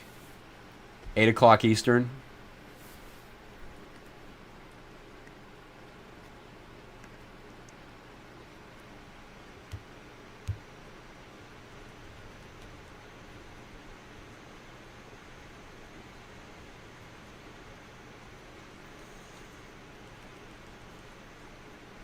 But, I mean, I think given what they have, man, they might just pull it.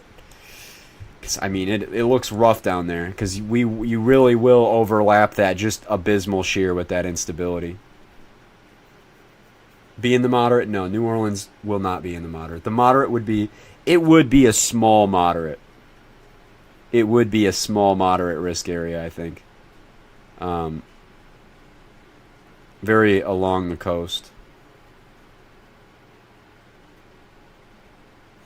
But I think they'll upgrade it, especially with what we keep seeing and especially the graphic Mobile just put out. I think that was essentially a confirmation. It kind of looked like this. It was I could show it on stream, actually.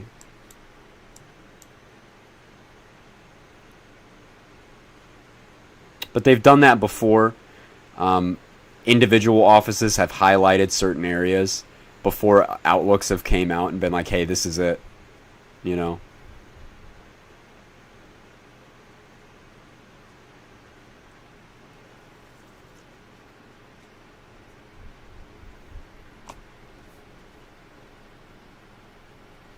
Wait, what did Mobile put out? They put out a they put out a little a chart sort of that highlights the risk zone, and they highlighted a very specific area of the enhanced for the greatest risk for strong tornadoes. And I think that graphic is basically where they would shove that moderate. I think it was kind of a I think they'd do it. I think they'd pull it. Yeah, it's pronounced Mobile. It's not Mobile, Alabama. Mobile, Alabama. Yeah, this thing is really getting chopped up. It was extremely impressive right about here. If it was a bit ahead of the line, it would be going crazy, I imagine. But it is getting swallowed up by the cold front here. It's cutting it up, and it is really killing its tornado potential. It's absolutely destroying it, bombarding it with updrafts, and that's good. That's what we needed. We have just mitigated probably a really strong tornado threat. But again, it's just now what it is just an embedded supercell.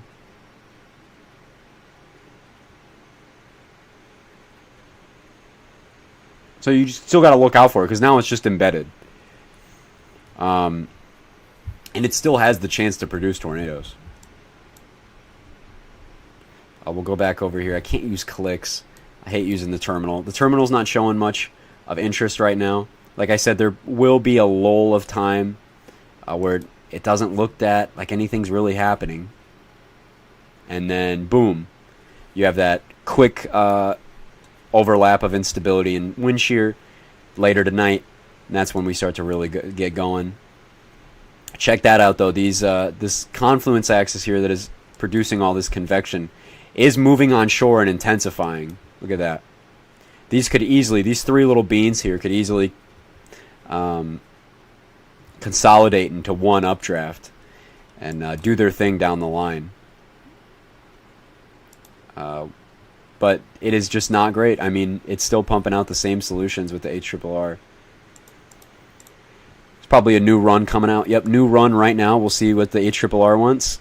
And it's probably the exact same thing. Okay, we can't go out that far, but it's pretty much the exact same thing. Lots of semi-discrete convection out here. Lots of beans. Lots of beans. And the HRRR is not initializing this convection out here. It doesn't even exist on the HRRR. It doesn't even exist out there. Kind of, but it's not nearly as intense as it actually is.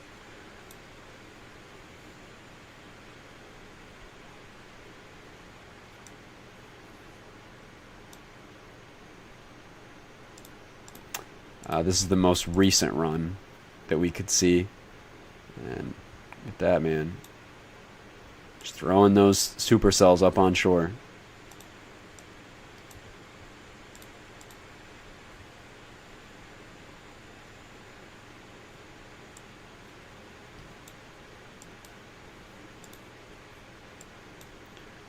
Punch Tree, there's no ion lake. Yeah, I see. Oh my god. Look at this. Look at how much lightning. This thing, it's probably so loud out there.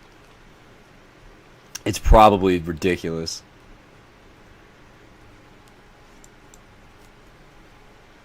So much time to go swimming, yeah. Yeah, not ideal swimming conditions. Slightly electrified water.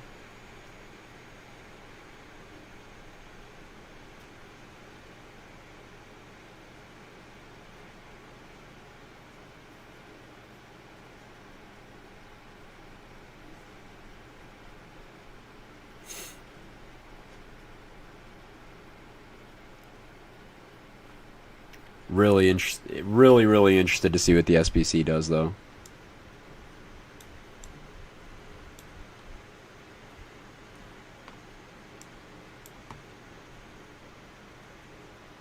Surely that could affect the trout population. Bro, it would suck to be a fish. Oh man, it's probably rough being a fish out there.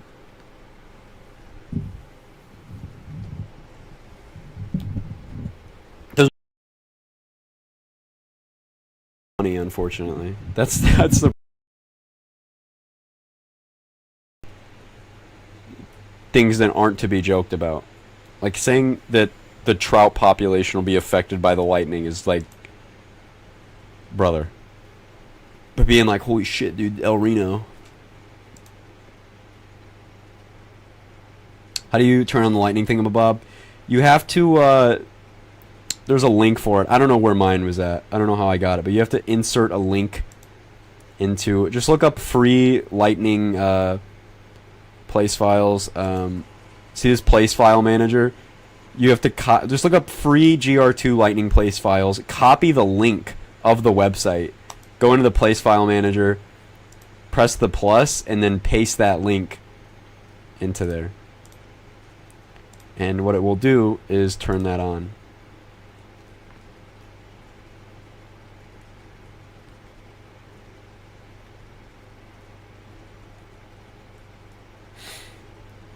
Having some broad convergence building up. This thing might just be an embedded tornado producer now. I think that's just how it's going to go down. Especially because it is so beefy. It is its own huge storm.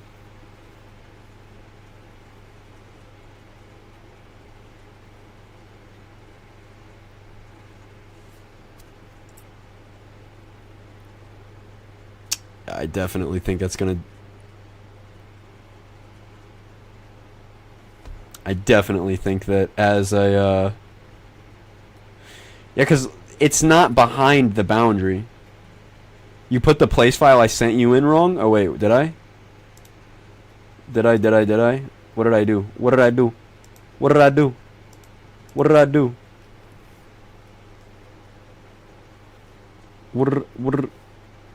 Hold on. Hold on.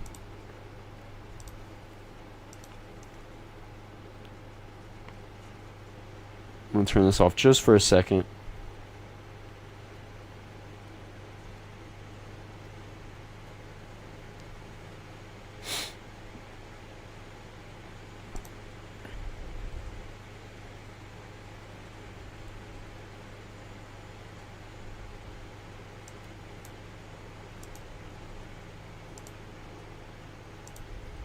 Oh. Hold on, let me...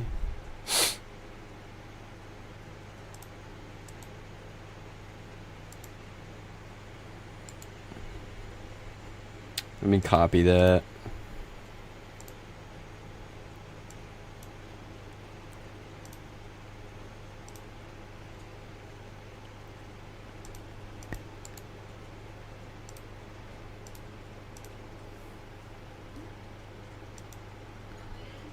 Huh.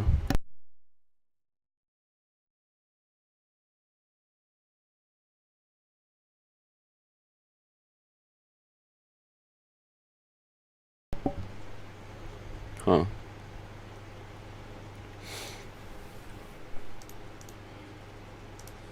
So wait, why? Huh. Why isn't it going in wrong? Am I goofy? Am I dumb? Am I dummy? Am I goof? Oh, there we go. There we go. There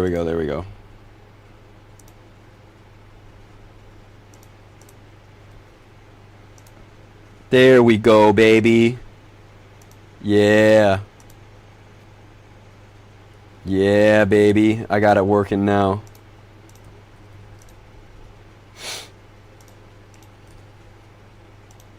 Can't see the radar loops that it's by design. You can't see right now. Hold on, let me go in there. Yeah, there we go. Yeah, baby. Look at that. Each with their own time. Let's go.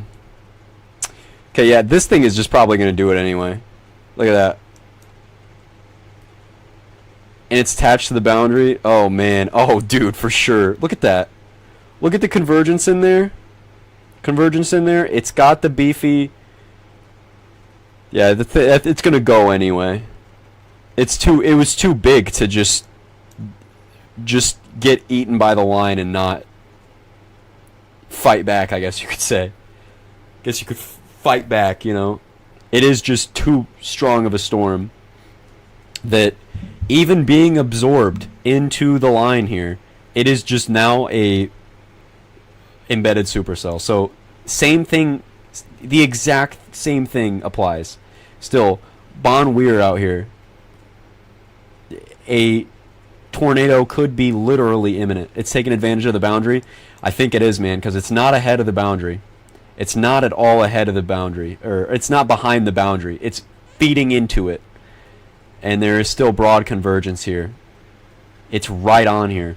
All we literally need is an RFD surge, the inflow to pull into here, and for it to eat the boundary a little bit, and it is game on. Like, this thing is producing a strong tornado, especially with its size. This thing will produce, it has such, its mass is huge. It underwent so much mass flux. It gained so much mass. So now it's huge. It's absorbing that boundary. It's in that boundary. And it's probably going to gear up to produce a tornado. It's probably gearing up to produce a tornado up near Bon Weir, Maryville, DeRitter, Rose Pine. You know, and just because of how the supercell looks, just because of how photographs are today, just because of how big it is, it's elongated forward flank. It could be a long tracker. Could be a fairly long tracking tornado. Check the NROT. Yeah, check it. It's actually a good idea to look at the normalized rotation there. Look at that. I mean, it's gearing up, dude. It's gearing up. It's in the line, and it's getting ready. It got absorbed by the line. Went under a little reprieve there. Okay, they highlighted the area. Severe threat continues. Our conditions up in there are looking, I imagine, the northeast is fine. There's nothing's going to happen in the northeast. Like tornado-wise, you guys are kosher. Look at that. Rotation is definitely picking up in that region, though, with this embedded supercell in there. Oh, yeah. Oh, dude, it's game on. Look at that. Look at how much better it looks. You can see the supercell structure in its entirety. We'll have to wait on velocity, but man, with the already just like insane wind shear we have in place, and especially that it's hooked on the boundary. I mean, it just has access to unlimited vorticity, and that's just not good. Any tornadoes that come from that kind of environment are just not good. It's definitely picking up in terms of its. We can go to normalized rotation. That's a good way to put it. And I mean, dude, seriously, gotta watch out for that. I'm interested to see what they said in the mesoscale discussion, the new one. I imagine they pointed out that supercell in specific and been like, hey, that's problematic. Imagine they likely did it. Kind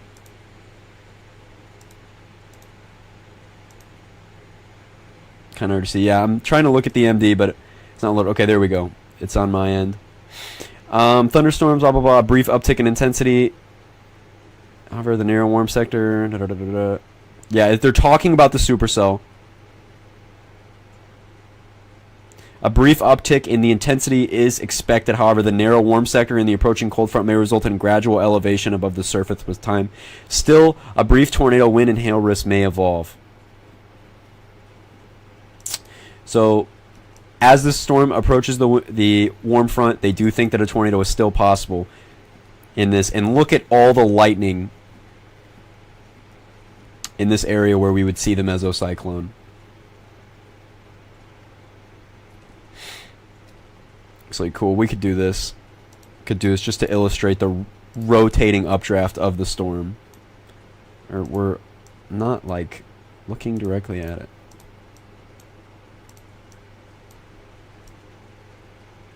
But it's trying. It's trying.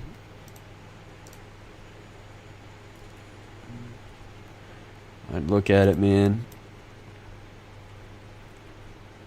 Big beefy guy. Big beefy guy.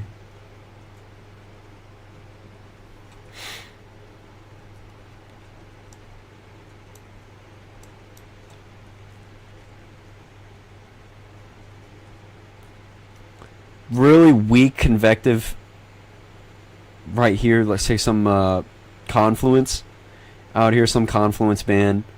It could be helping start convection, but it's so subtle. It's struggling to even put updrafts. have any really big sustained updrafts here. But that could be a problem, given that it's going right up into the warm sector. The lightning output on this thing is just ridiculous.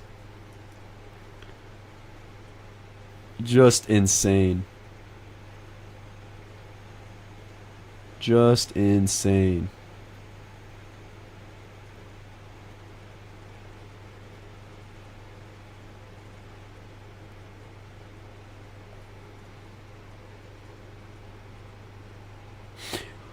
Wow, holy wow.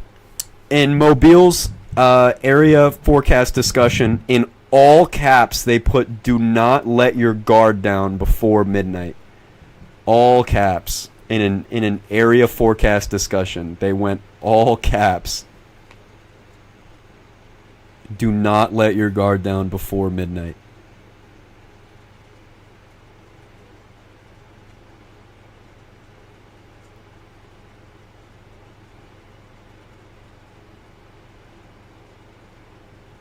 And they're talking about strong tornadoes. They're talking about very strong tornadoes.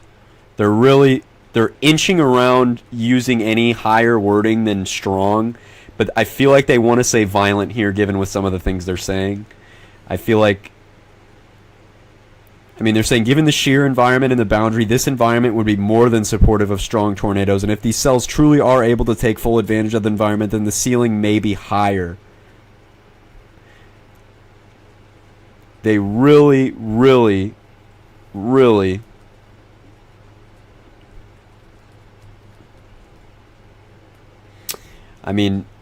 this is quite a high. The ceiling for this is very high tonight.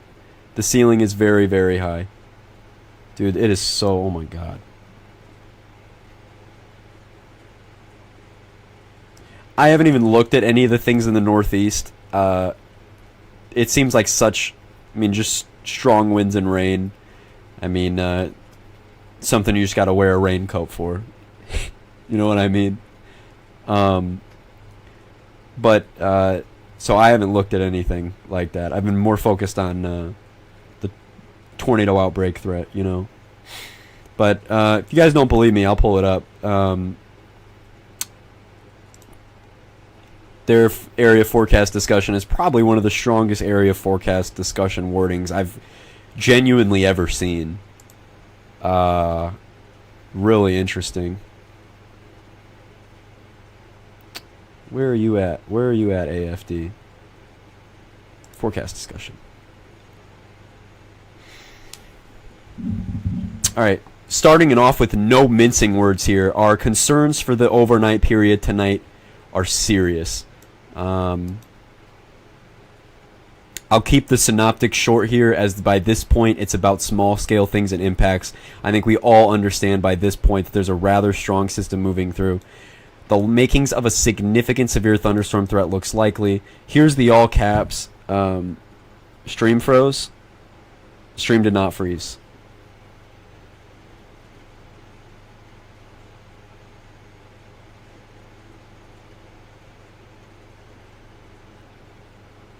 It froze for me for a second. It's good. Stream did not freeze, though. At least on my end. But in all caps, do not let your guard down before midnight. But is it still frozen? That's all I need to know, if it's still frozen. I don't think it is. But all caps from the Mobile area forecast discussion: do not let your guard down before midnight. Expect 2, possibly 3 rounds of severe weather. Man, this wording. Expect 2 rounds of severe weather. This threat is a molehill compared to the mountain ahead.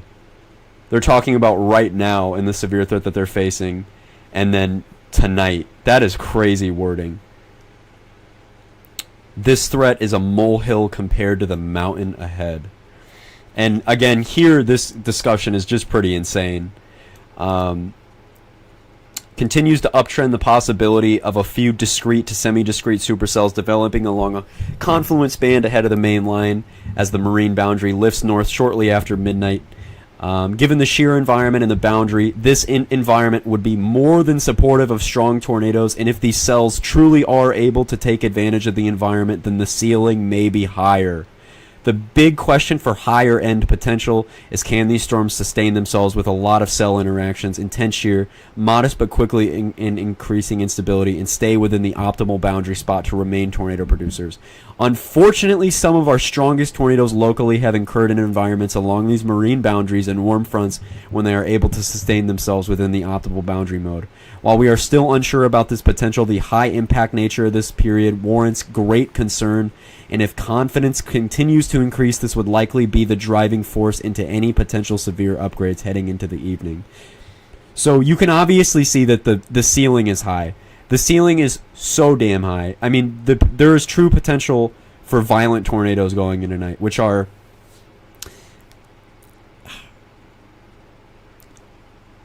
EF4 plus tornadoes. Those are what violent tornadoes are. That's the definition for violent tornadoes, is EF4 plus, right? The ceiling is high. They said that strong tornadoes are possible, but the ceiling is even higher if they're able to, realize their environment. So I imagine that violent tornadoes are possible, given that the environment, given that these storms are able to realize their environment. We see this in January a lot. A lot.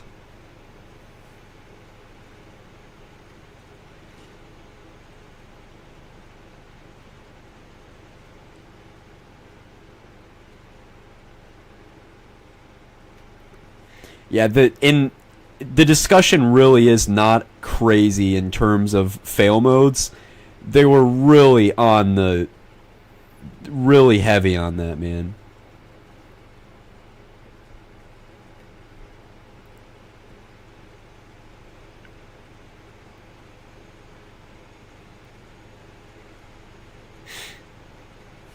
Our embedded supercell up here is undergoing quite a lot right now. He is just getting absolutely jumped. When are these storms supposed to get to Mobile? I'm asking so I can figure when I start recording from the weather radio.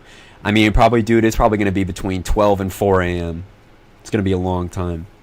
Are you in the Mobile area? Because if you're in the Mobile area, I would probably prepare more than just to record on your weather radio. If you're in the Mobile area, dude, I would be serious. I'd be getting a plan together right now if you don't already have one.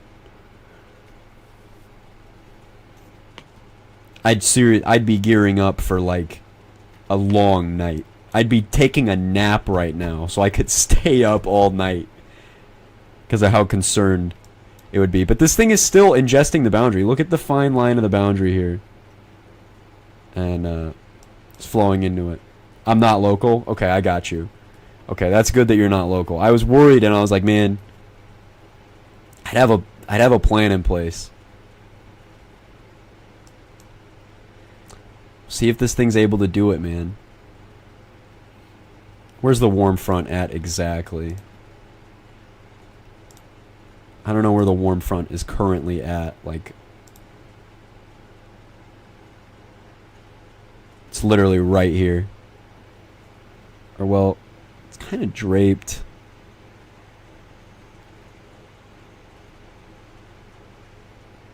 Kind of there. In that vicinity. Where did the MCD outline it? Where did they outline the boundary? Same kind of area.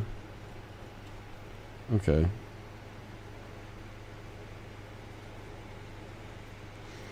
Yeah, if it got more clear inflow, it would certainly be able to produce a tornado, no doubt, and it really wants to.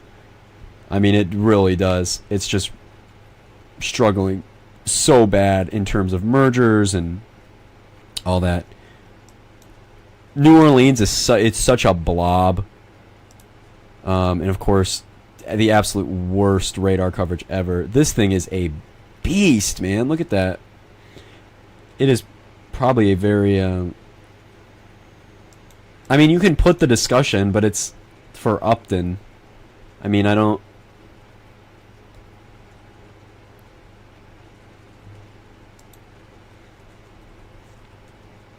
God, I wish Clicks was online. There honestly could be a tornado ongoing. I mean, it's kind of hard to see, but check that out, man. That is beastly. Right in this area, right where Clicks would be.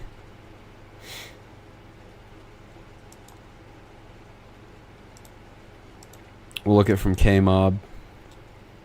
I hope we get a little better of a view, because we're trying to beam through hydrometeors there. So hopefully, I mean, not much of a better look. Storms are still a bit elevated out here, though. Look at the inflow ripping in this thing, though. It is just, I mean, getting it. But, again, all we have is the terminal, unfortunately. Unfortunately.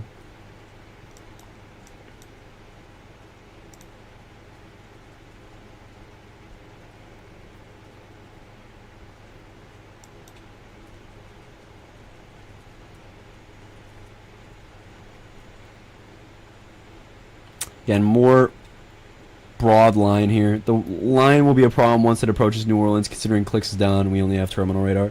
Oh, yeah. It will be. Radar coverage sucks out here. Why is Clicks down? It's getting replaced with a new radar. And overall, they have to do it to maintain the radars. I know people are really mad, but they schedule this kind of stuff like a year ahead of time. You know?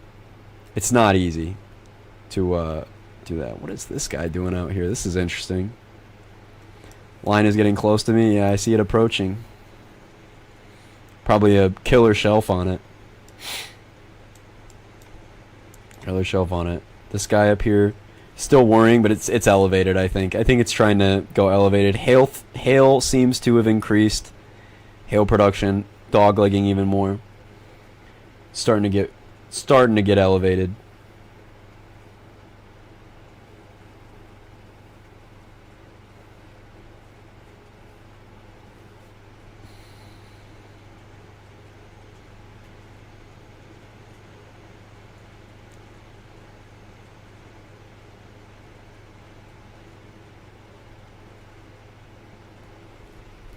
Yeah, I posted about that on Twitter. Really crazy, actually. This is interesting. I mean, it's going through so many storm evolutions. Looks like it wants to do it here again, but who knows? Who knows at this point? Everything is really elevated, really past Capo. Really past that Capo area. Sucks. And we don't have a radar up here. We need a radar up near Natchez. Something like that. Because that would be so helpful. For so many of these events.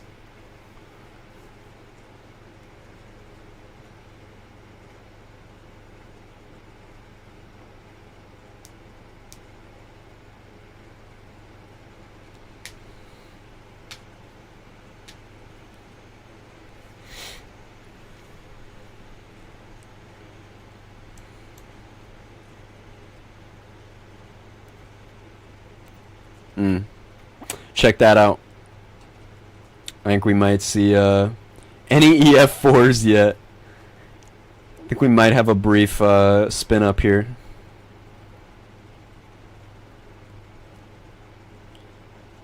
Like in the next scan, probably. West of Simpson there. And this guy got 8 up.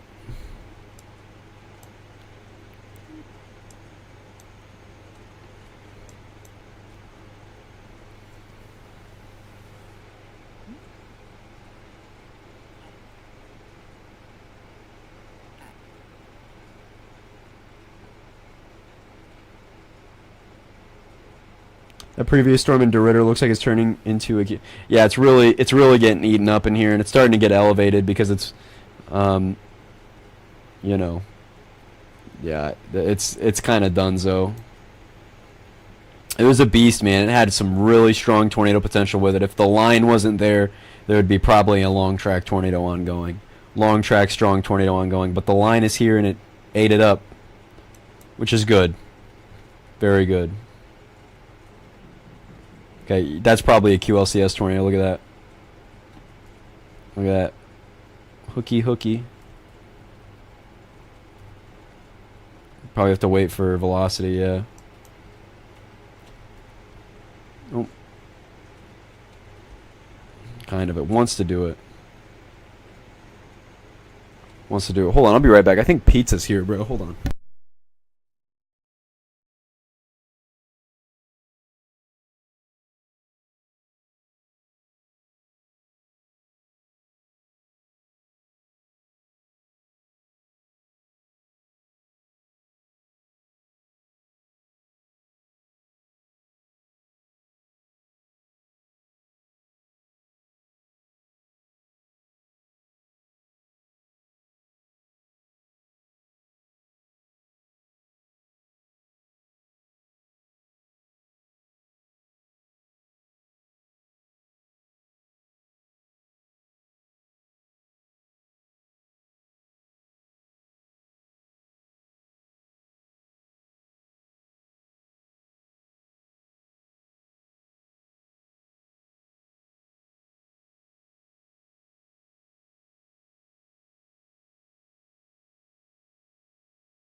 Alright, I'm back. I'll probably have to take a random pizza break. No, the SPC will not put out a risk for There's no threat for the Northeast for this. There's no threat for the Northeast with this.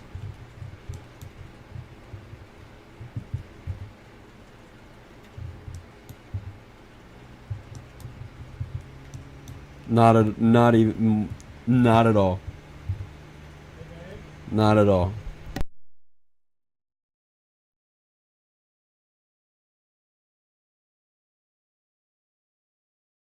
There's been no intense tours in the last 2 hours, but we weren't expected to see intense tornadoes this early on. We're still literally, what, 9 hours, 10 hours out from this, from the event at peak. Still quite a while. Still quite a while out. Still quite a while out.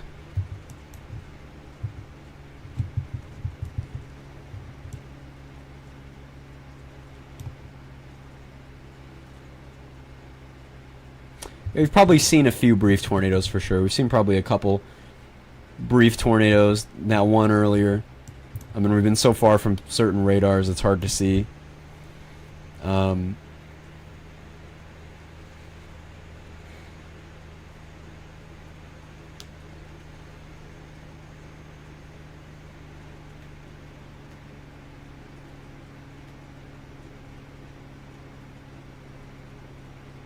Wow, crazy shelf on it, on this line. Really, really pretty shelf. Really pretty shelf.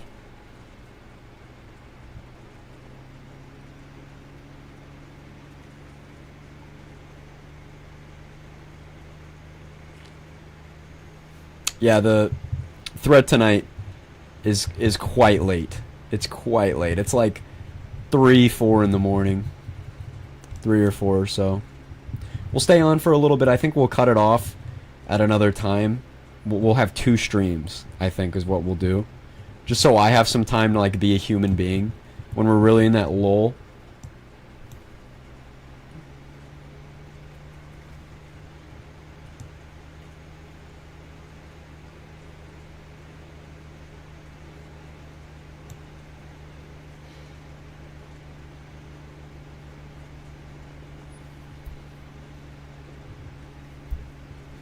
Alright, but I'm gonna go get some pizza now, so I'll be right back. But I will leave this up with this here. If anybody comes in asking questions, yeah, I'll be back.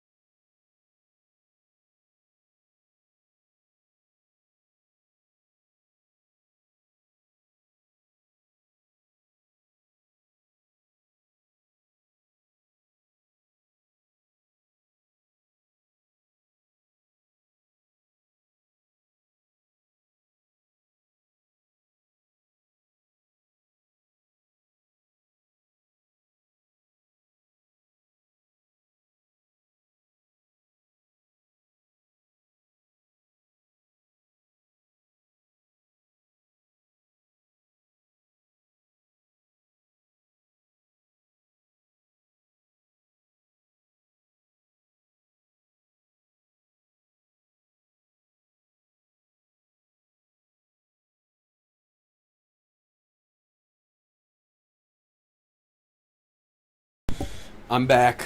I ate half of an I ate half of an entire pizza. I ate half a pizza.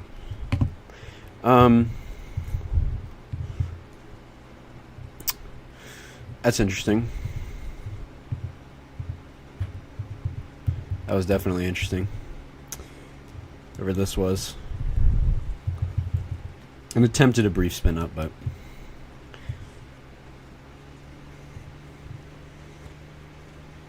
let me see what you sent on Twitter, Evan. So there was tornado damage. You enjoy your pizza? I did. Very much.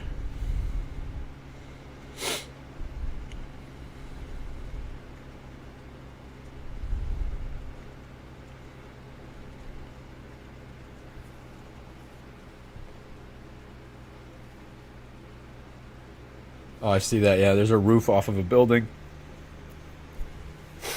What appears to be tornado damage. What is the timing of the lull? Honestly, the lull is probably happening now. The lull of intensity.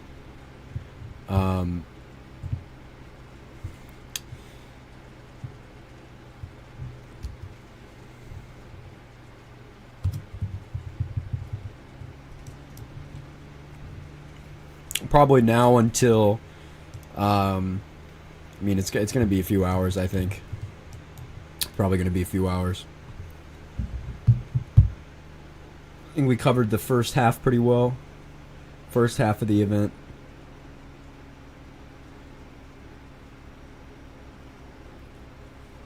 And we do have the new Outlook coming out soon.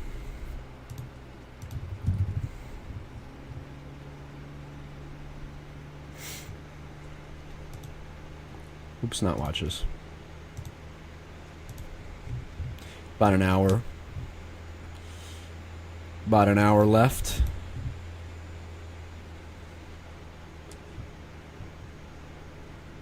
Till the next Outlook, and we'll see what they pull.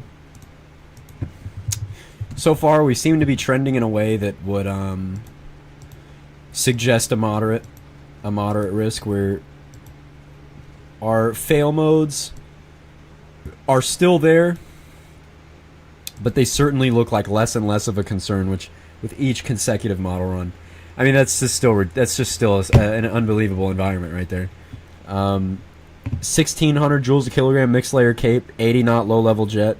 I mean, you might as well. We'll see what the ARRR pulled in terms of. ARRR didn't really initiate that much for this run. Interesting. Calling this a bust? I don't know. It's Reddit. That's probably why. I don't trust Redditors to know anything.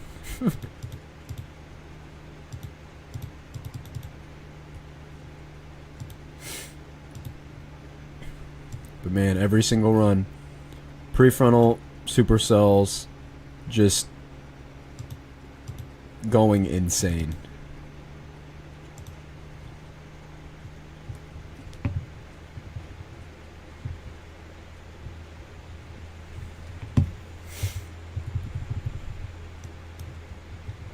I have to watch out for this near Vine Plate, I don't know. Out here, because this could also consolidate, become a more organized supercell as well.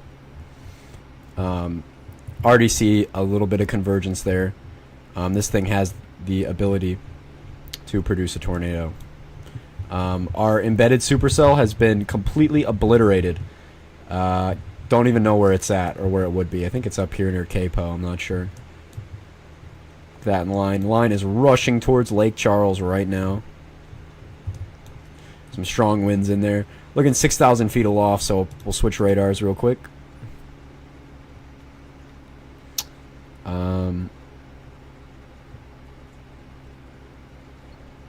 See how those winds are scanning.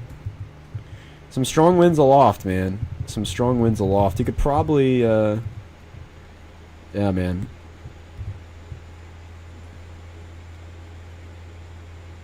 No, there wasn't really any photos.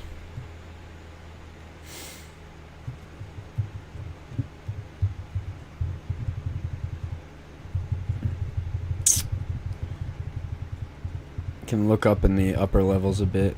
Maybe, I thought we maybe could see the low level jet because it's ripping so hard. But yeah, this is a lot of lightning on this as well. A lot of lightning on this storm cluster that's really trying to consolidate into one, and even some upticks in the velocity right there. Yeah, definitely. So we'll just kind of see what this thing has, because this thing is definitely growing more robust than the others.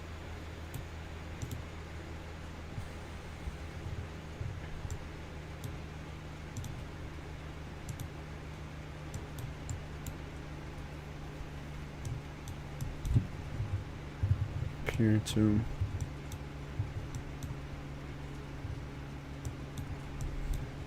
Have to just keep an eye on that. Some pretty weak rotation time being, but we'll see. We'll see. I wouldn't be surprised.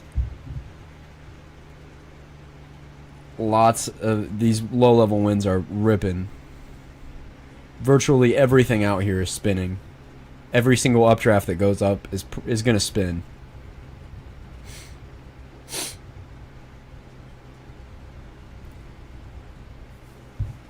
Check out Diamond Head.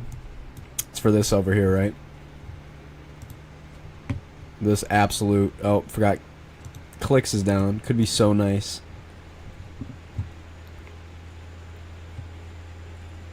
Wow, look at that. Damn, dude. It's elevated. But, oh man, that is a hailer. Holy cow. This thing is certainly, what the hell? Oh, oops. I was like, what the This thing is absolutely hailing. It is elevated, though. But if this thing's got surface base, that would be super problematic, but I don't think it will. Warm sector is right here. This is the warm sector. We would have to suddenly throw the warm sector over a few hundred miles. But this thing is a hailer, man. A lot of hail on this. Lots of hail.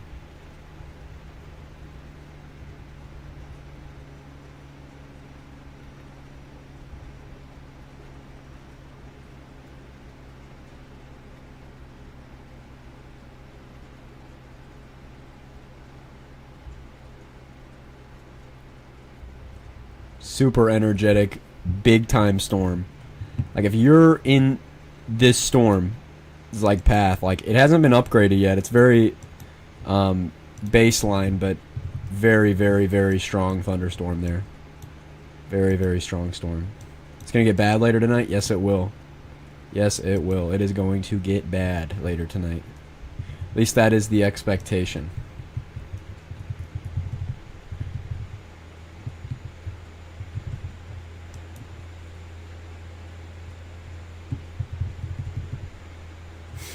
I think this is going to start to strengthen as well, but same. I think it's going to meet the same fate as the other one.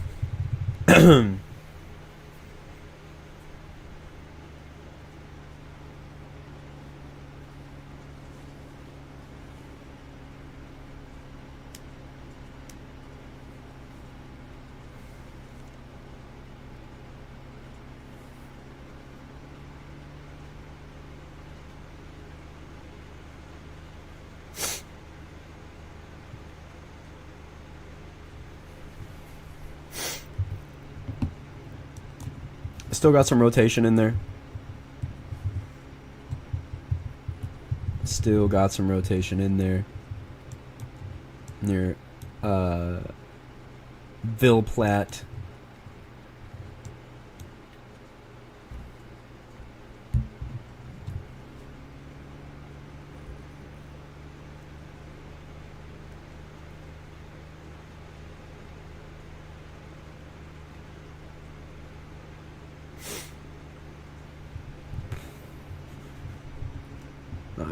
I'm kind of worried about this one.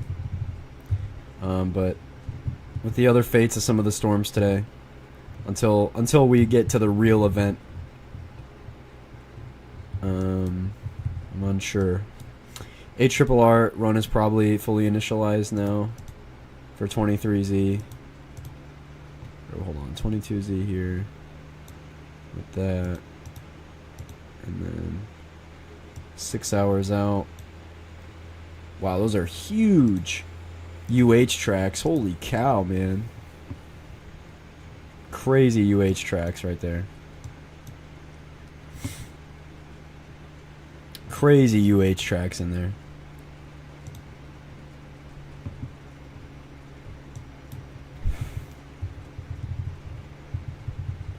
Again, developing mesocyclone on this. Developing meso on this. We'll see.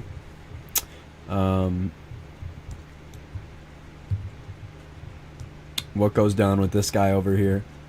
I think this might have the nearest short-term tornado threat downstream of this thing. This storm out here is ridiculous, but it's living off of purely elevated instability. This storm is not surface-based. I mean, look at everything else around it. These are all elevated storms. They're elevated. This is too. But man, being an elevated storm, it is a big-time hailer. This thing is a big-time hailer.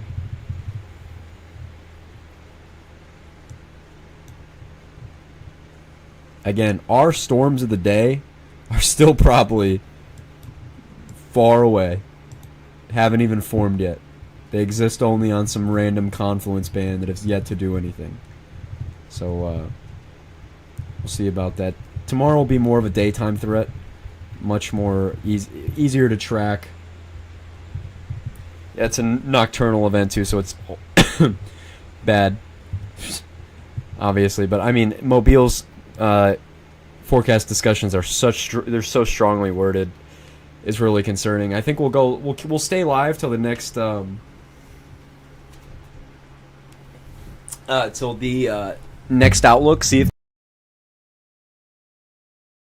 or not the environmental conditions remain moderate worthy. Does that make sense? Whether they actually go might it comes back on though. Like, tell me when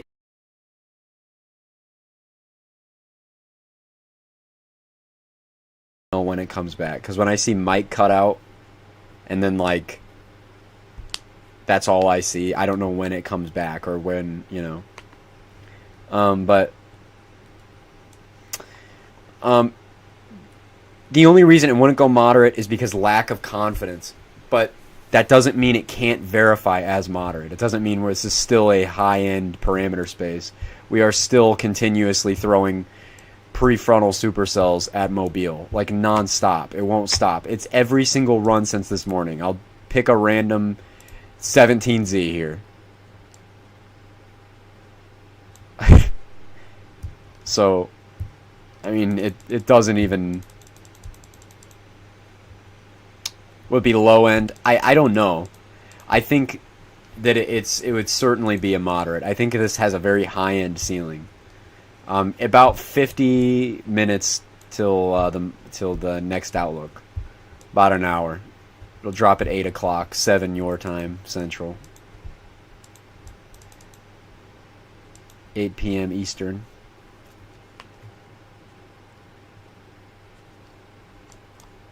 This thing again. Some big time lightning activity along with the meso here that is developing, so we'll just keep an eye on that. Just have to keep an eye on that.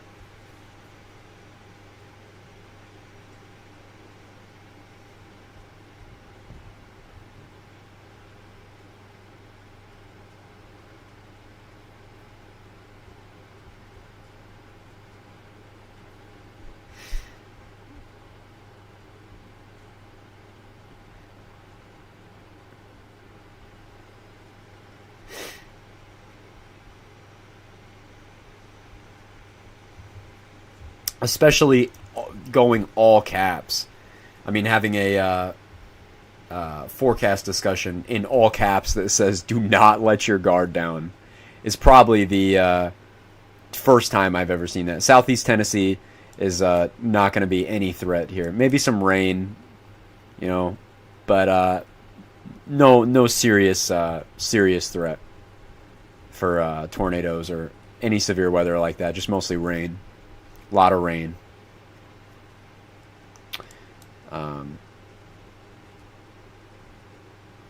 Again, still got to keep an eye on this clustered blob of convection here, but it could congeal into a one larger supercell, and that really is the most concerning thing at right now, because everything else is quite a while away. I mean, we still have tonight,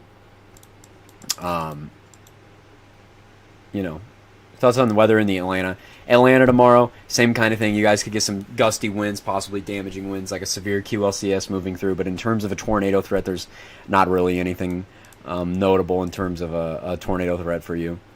Most of the tornado threat comes tonight in Mobile and that Pensacola area of the Florida Peninsula there. Possibly some supercells moving up, producing strong tornadoes, possibly into southwest Alabama or far southwest Georgia. But really, it just looks like rain. Just looks like rain. Maybe a couple rumbles of thunder there, but mostly elevated, rainy, windy, but nothing of concern really. There could be the development of some supercells out here in South and North Carolina that could pose a strong tornado threat as well. The SPC has an area for that here on the Day 2 outlook, so check that out. If you know anybody in these areas, let them know. Let them know in that 10 hatched. These will move forward, have some supercells up there that might produce tornadoes. And then any prefrontal development along the QLCS here in Florida could also pose the threat for some strong tornadoes. That's truly possible. But as of now, just very uncertain if that develops. Likely not a lot of prefrontal convection that will actually come of this, given that know that for now. But again, high-end event on tap for tonight. High-end event on tap. Lots of discrete supercells expected, with the possibility to produce intense, possibly higher-end type tornadoes. So that's all that's what we know, and this is what the moderate risk area that we may get. That's still in the play. We'll have to wait about 40 more minutes to see if they go with a moderate. But if they were to put in a moderate, I imagine it would be just this area here. Just this area. Maybe push it in that Pensacola area. A 15 hatched, man. Because, I mean, the environment is really primed for what could be some serious tornadoes. Especially with all those prefrontal supercells. It'll get it done, man. We'll pull another sounding out here, just to see the kind of environment we're working with. Hopefully it's not I mean, again, 80 knots of low-level shear. I know these aren't... a lot of people don't know how to read these, but trust me when I tell you that is a ridiculous wind profile there. Instability, 1,800 joules a kilogram, mixed layer cape. Perfect. It's almost 2,000, which is... It just keeps uptrending. Yeah.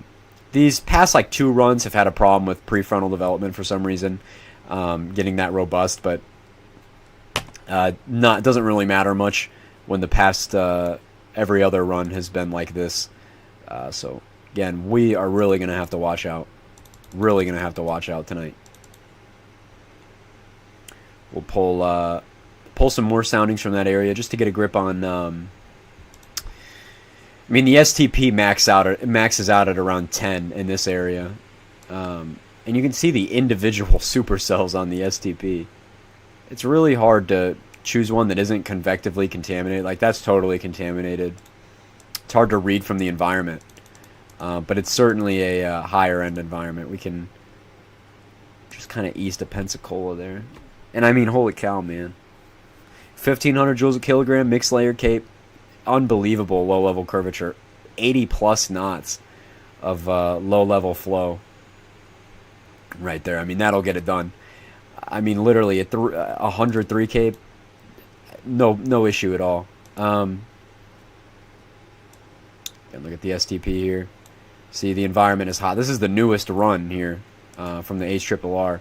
and it is just as hot. 80 knot low level jet. Pretty much the same environment we've been seeing all day. 2,000 Cape. Very strong low level wind shear. It's not even a matter of if it'll happen now. It's going to happen. How robust and how many tornadoes we will see out of this we're unsure. But again, it non-stop initiates discrete prefrontal convection here, right up into here. Some of these even gaining super strong long track UH tracks there. So that's all we really need to know, is that it'll be serious. This is again just a kind of a blob of convection. Whether it gets organized enough to produce a tornado is up in the air, but so far it looks whatever. Again, huge absolute beast of a storm out here near Gulfport. Huge elevated supercell producing a absolute butt ton of hail. Really just a textbook elevated supercell with that dog leg appearance bowing out right here. Lots of winds getting pushed out by that RFD. This overall has no tornado threat, as it is going to be completely elevated. Again, if you don't believe me, the National Weather Service in Mobile is echoing some of the most urgent messages I have ever seen in terms of an area forecast discussion. They're really hammering in tonight. I mean, that you have to be prepared if you live in this area or know anybody in this area, because it's serious, especially for being a nocturnal threat.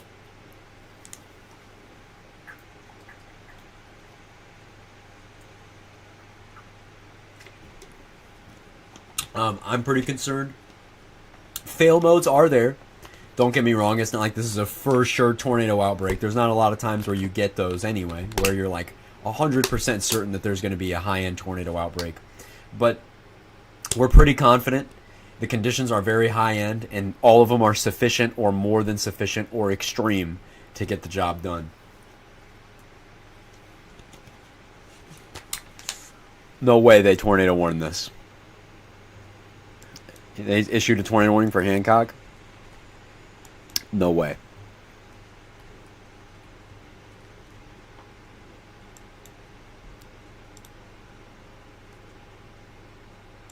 Flash flood warning?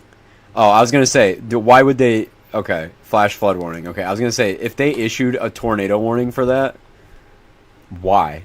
How many tornadoes are you expecting to see tonight? I don't know that the number would be that high, rather than the significance, right? Like, what is worse, 20 EF1 tornadoes or 1 EF4? You know what I mean? We're not sure. I can't tell you. I think on the high end there could be, like, we're really guessing here. I'm not sure. The concern is more of the intensity of them rather than the number of them, because it doesn't matter how many tornadoes you get. If you have 100 EF0s, you know, it's not as concerning as 5 EF4s. Does that make sense? If you have a lot of little smaller tornadoes that do a lot of minor damage, it's not as bad as 5 different EF4s going into metropolitan areas, you know what I mean, in terms of that.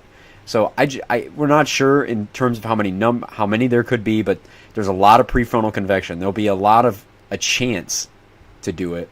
There'll be a lot of there'll be some sustained beefy supercells capable of strong, intense, possibly even a one-off violent tornado tonight, and that's what matters, especially in such a densely populated area, and especially with such high mobile home density along the coast here. Lots of people are vacationing. Lots of people, these are their retirement plans, you know, they live along the coast in mobile homes and stuff like that.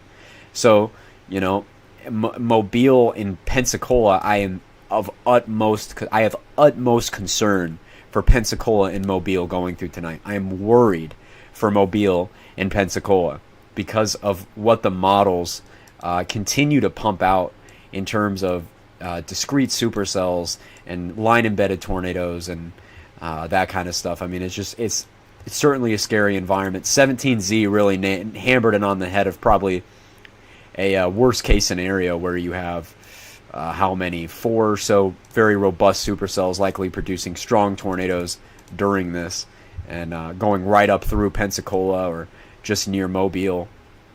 And that would be really problematic, and that's what we need to be on the lookout for. And this would be super late tonight, guys. Like, this is late. A lot of events aren't this late. This scan right here is 3 a.m., and this one right here is 4 a.m., right? And it's yeah.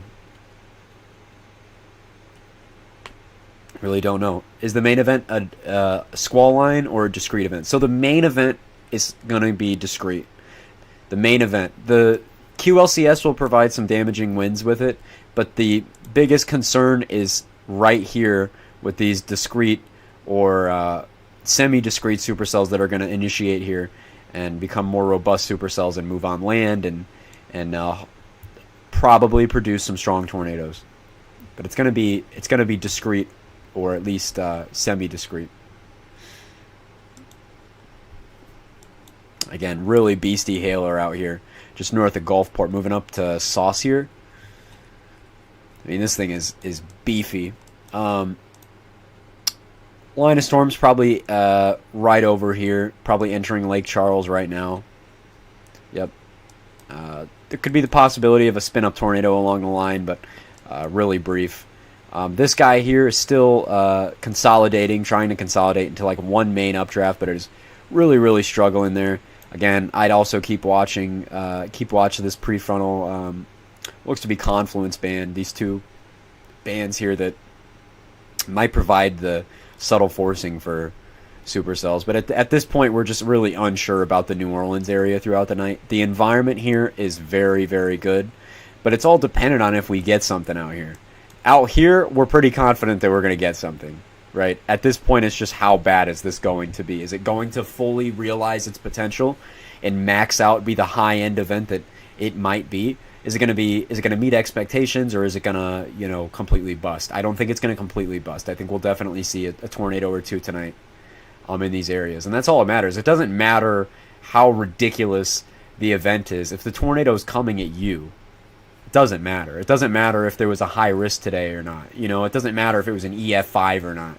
If you have a SIG-Tor go through your neighborhood, rip off your roof, that's not good. You have a SIG-Tor knock over a tree onto you while you're sleeping and injure you or even kill you, it doesn't matter what it was. It doesn't matter how many there were. At the end of the day, the tornado's a tornado.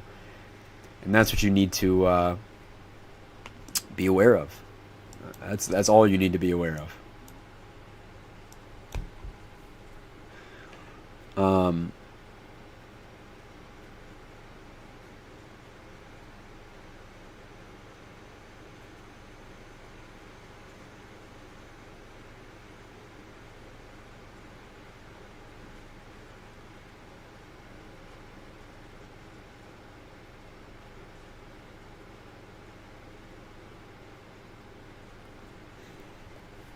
Yeah, it's very clustered up here, but this is probably, in terms of like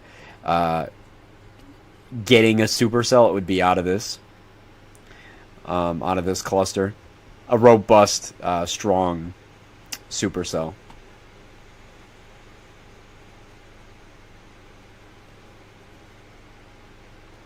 But there is some, not sure if it's tornado damage yet, or not sure if it's like tornado damage or just could be just very strong wind damage. But there's some mobile homes, roofs ripped off in that New Orleans area. So there's already been a few tornadoes.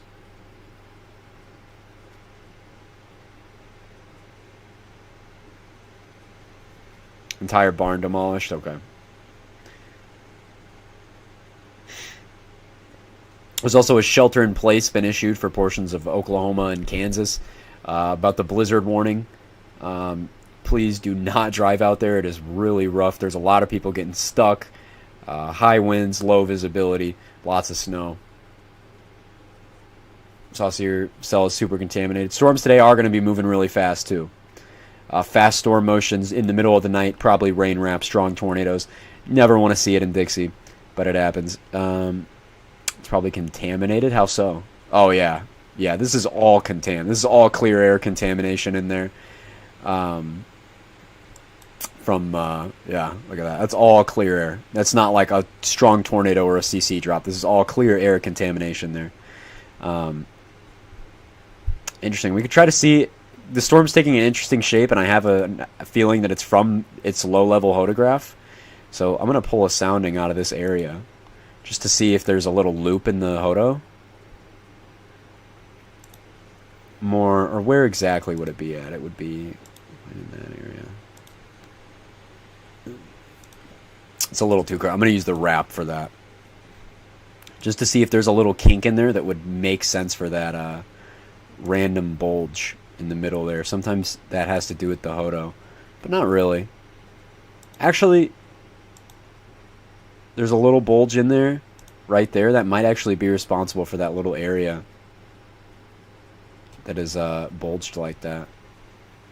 Storms usually take the shapes of their Hodos. What does a contaminated sounding mean? It's just contaminated. It's not what you're actually seeing. It's being messed up with other things. Yeah, that's basically what it is. So it'll show not real readings of what is actually ongoing, right? So like, this looks like a ginormous CC drop, and this velocity wouldn't be helpful at all if you didn't know it. If you are new to it, you'd see a huge CC drop of epic ginormous proportions and in crazy velocity. You'd be like, oh my god, what is the huge tornado ongoing? But it's not. It's just clear air contamination, because the radar is usually beaming through so many hydrometeors already that it's really hard to, it's really bad. There are going to be some chasers tonight in this area. I wish them much luck in catching something. It's really hard to chase down here. Really, really hard to chase down here, especially in the middle of the night. But I'm hoping somebody bags something. Somebody usually bags something, you know what I mean? Somebody usually always gets something.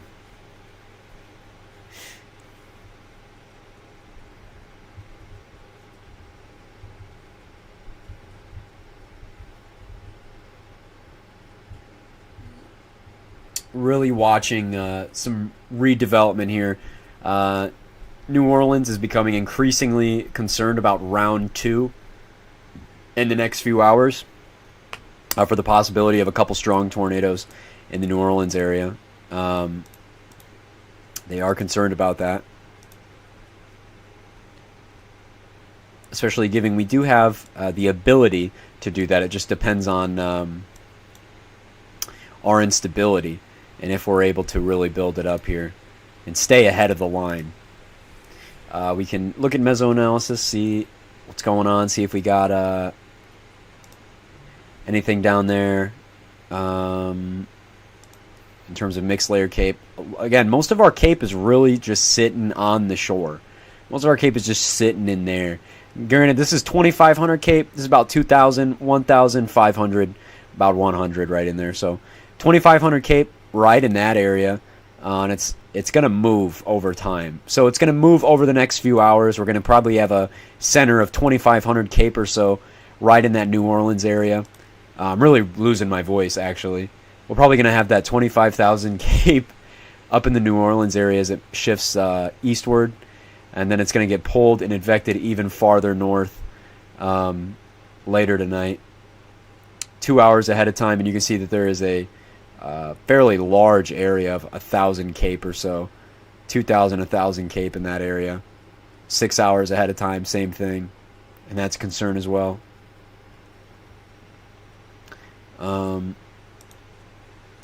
I mean, in the low-level jet is just going berserk. 55 knots right here, and it's going to change over time. It's going to really speed up. It's going to get ridiculous. We're going to have 80 knots 6 hours out. 6 hours out, we're starting to enter that time frame where Mobile starts to be really under the gun. I know Reed is really interested in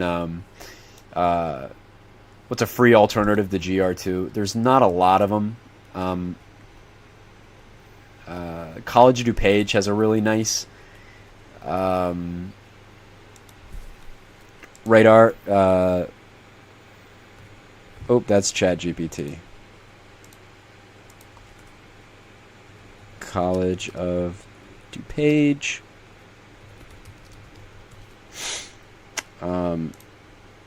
You can go on their radars. Look at this is all I don't usually use it, so it's kind of hard. I think it's the NextRad products. Yeah, you got to go to NextRad for COD, and then you'll be able to change radars. You'll be able to look at specific radars here using COD, and I think this is probably your best alternative if you don't want to spend any money on radar scope or anything else like that. This is probably the best you can get.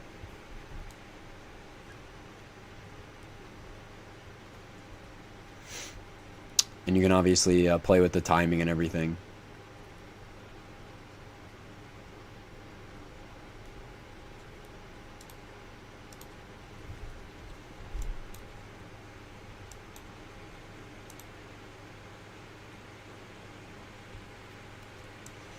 But yeah, the reason we're not seeing anything crazy right now is because most of the instability is really pooled right here up into Lake Charles and then drops off just south of New Iberia. There's not a lot of Cape to work with, and that's going to change later tonight. Again, this area is just barely in the 10 hatched. You know what I mean? It's going to change once you get in here, New Iberia and east, and then again New Orleans area gets really inundated with really, really good atmosphere, and then these confluence bands can actually do something instead of just pop off popcorn that just these popcorn cells that just get very they just turn into a big clustered storm. It's really hard to get anything done.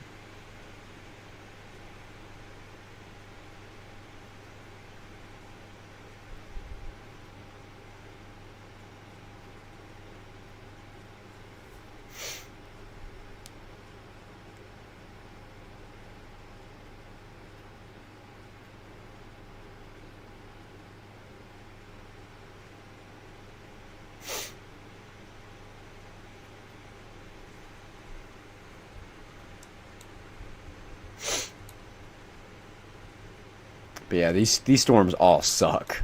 They all suck. They're all very low end. QLCS tornadoes are definitely possible along the line moving forward, but again, nothing insane. Storms moving into ENJYOoe. Really, the gust front has already passed through Sulphur, so Lake Charles is about to get on some likely stronger winds. Not very robust convection along the line. It's very much propagating along the gust front and just initiating storms, but it's not very strong by any means. There's not a ton of strong wind behind it. There's some random kinks in the line here that could become QLCS tornadoes, but it's just so hard to predict those. So generally, if you're just ahead of the line, move indoors before the line gets to you, because most QLCS tornadoes you can make it out completely fine as long as you're in the house and not outside, because of just how weak they usually are.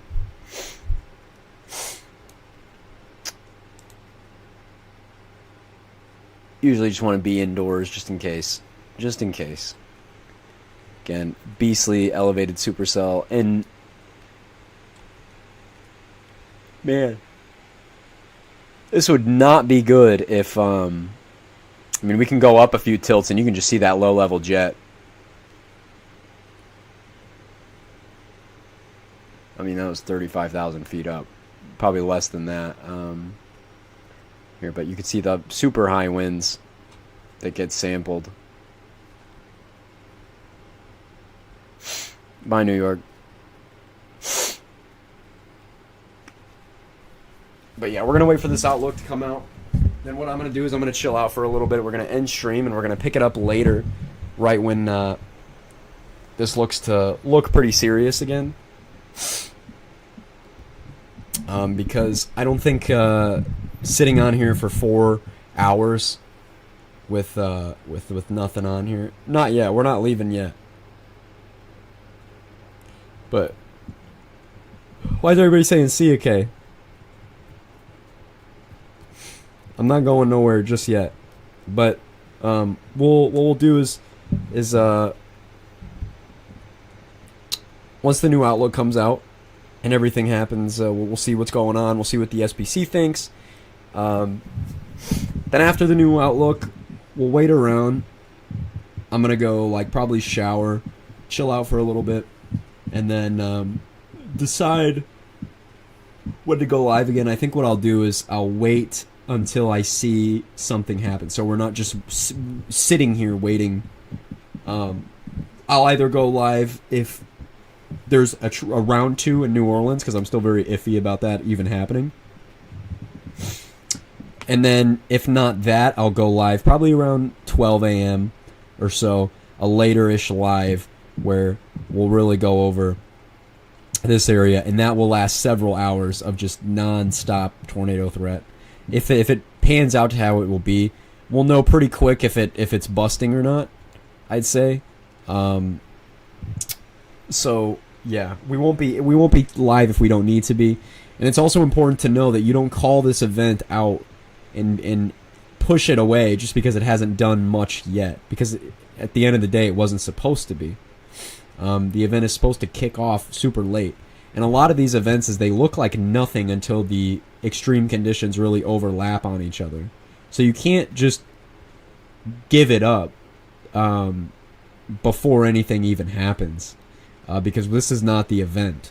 There was a 10 hatch. There was a conditional significant tornado environment out here in Texas today, and there was a couple tornadoes. Hey, there was a couple tornadoes. But at the end of the day, this was never the focus, right? This is it. This is your warm sector later tonight. And it's looking nasty, so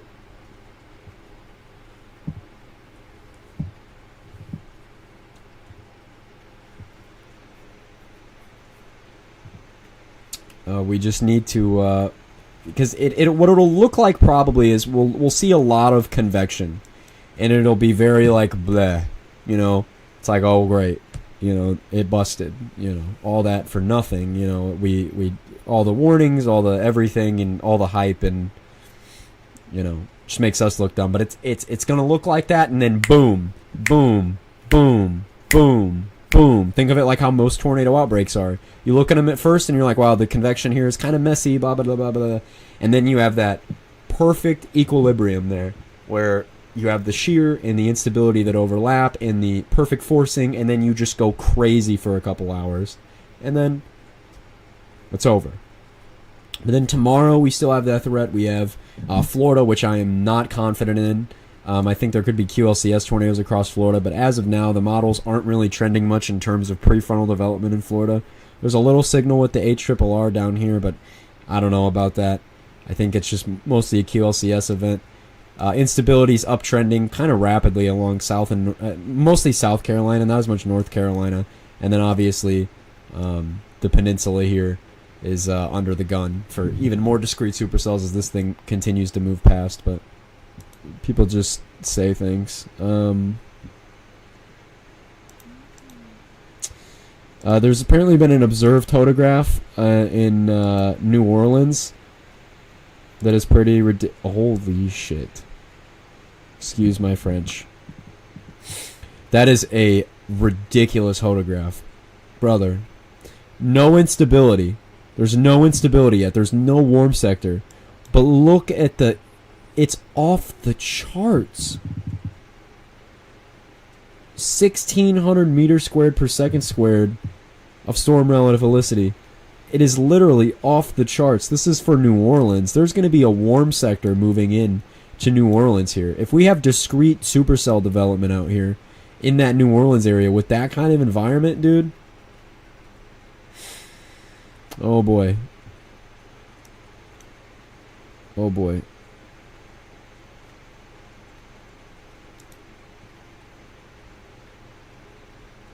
The QLCS is quite unimpressive, honestly. It's not even severe. But that's... So there's not much going on besides some of that.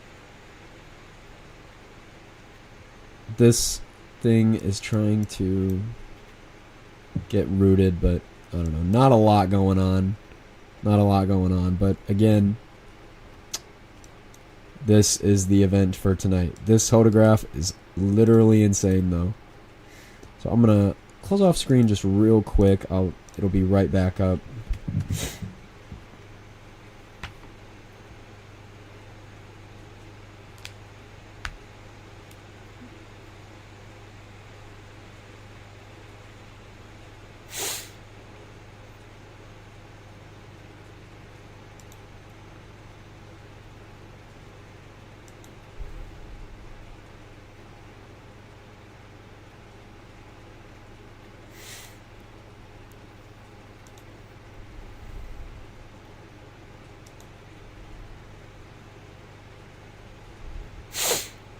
No, no, no,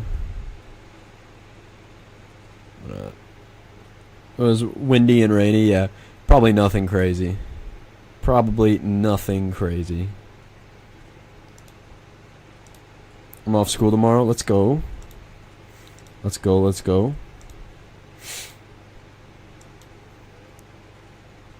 Are there meteorology classes in college? If you decide to get a meteorology degree, if that's what you decide to go for, but you can't just take it if that's not like your major or associated with it. Yeah. We'll be able to see what the SPC is going to do. In 15 minutes, we'll see if they pull moderate or not. I think that they have I really do think they have enough to do it, given more discrete supercell development has been hinted at by the models that it's going to be that there's been a bit of a downtrend in terms of how much convection is out here, and uptrended how discrete some of the other ones are. Yeah, the ones in Mississippi are nothing to worry about. They'll have what look to be hooks. They'll have outflow dominant hooks, but they can't do anything because they're elevated. As scary as that might look, it literally can't produce tornado. It has a stable layer that just physically won't let it.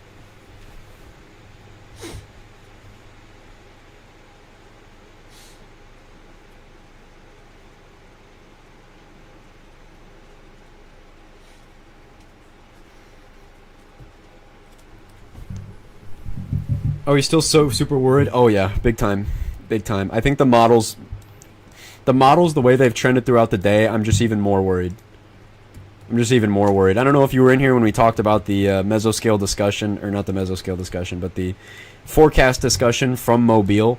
It was in all caps. They put "Do not let your guard down" in all caps. So that's a first that I've ever seen that.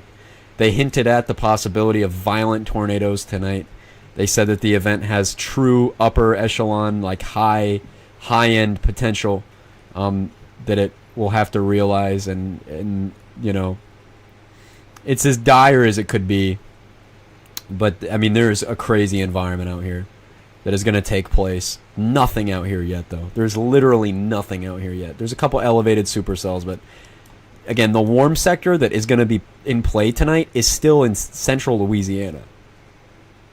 It has to move overnight, but the wind fields are just nonsensical. I mean, this was taken from New Orleans. This was the New Orleans observed sounding here, and I'll put it on this so you can just see. This is the observed sounding from New Orleans. The wind shear is so unbelievable. Like, look at the photograph. I mean, it's not even, like,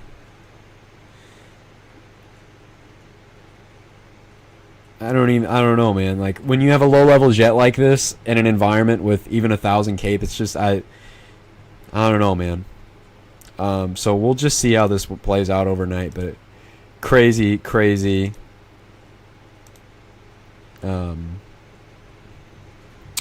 night ahead. I think it's just it's trending to just be more worrying.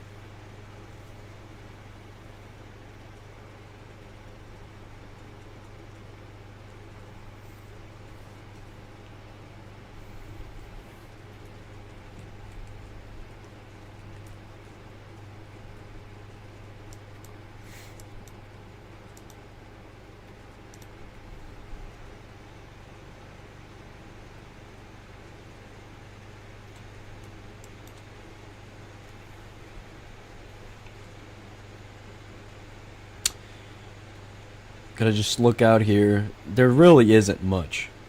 There really isn't much to look at, much going on, you know, in terms of anything right now. Probably QLCS tornadoes are a threat. I mean, look at that. Yeah, that's a kink in the line if I've ever seen one. Multiple areas of rotation. Right here, right here, right here. And there's multiple areas of rotation that could spin up a tornado, but nothing really like that crazy.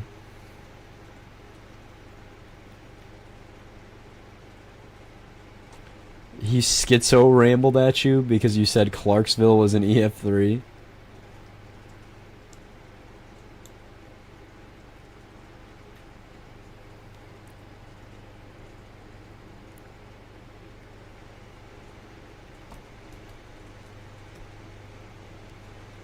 Just turning on normalized rotation, you can see a lot of that.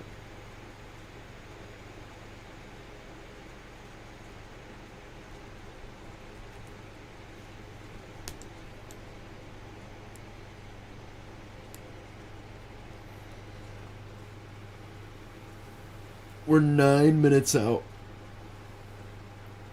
from new Outlook. We're going to learn together on stream. So nobody, when the Outlook drops, don't just be like, it is this!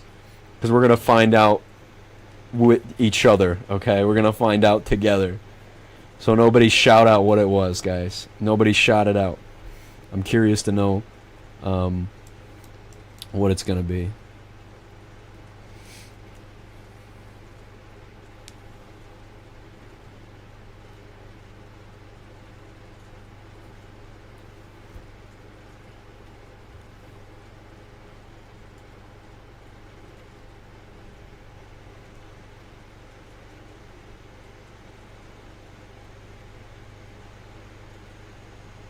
Nine minutes until the Outlook. 9 minutes or less. Because they might pump out one. It's almost 1 a.m. for me. Oh, man. But 9 minutes or less until the Outlook.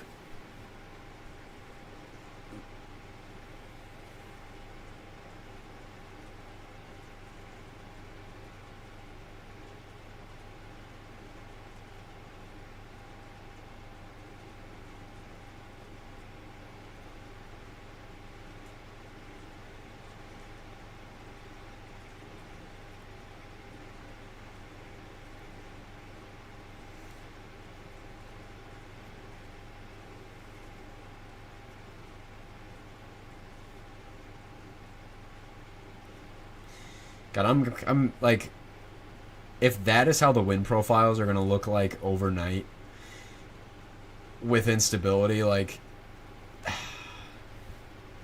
that's just ridiculous. It gets worrying what's in store, because it almost looks like it was under forecasted for the region. We'll pull from the HRRR.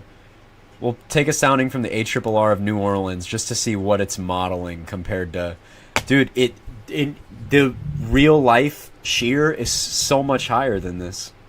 The HRRR is, I think, underdoing the wind shear.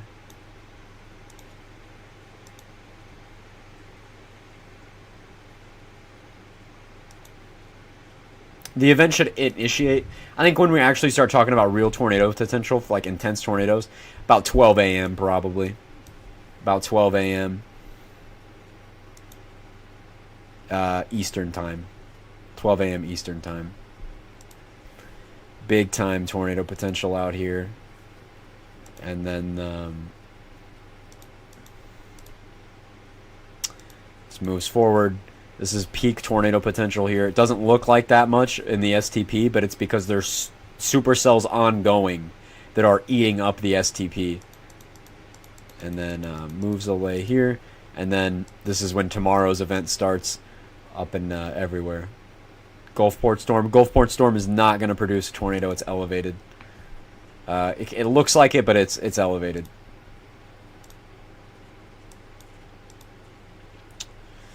Like, it can Can have a hook all day. But, it is one elevated soup. Velocities are coming together. Yeah, but it's a supercell, so it'll do that.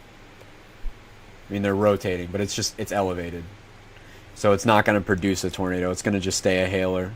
Tornado threat is extremely low with any elevated storm because you have to go through the stable layer. You have to be...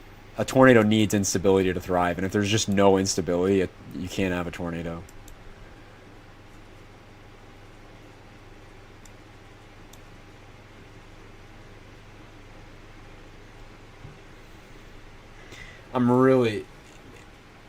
It's going to be crazy past midnight.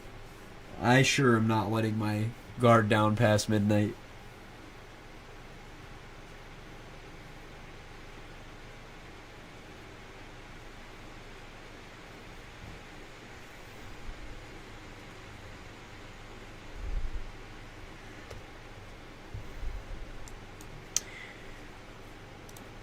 Alright. The SPC should be issuing a new outlook really, really soon, dude. Like 5 minutes out. 5 minutes out.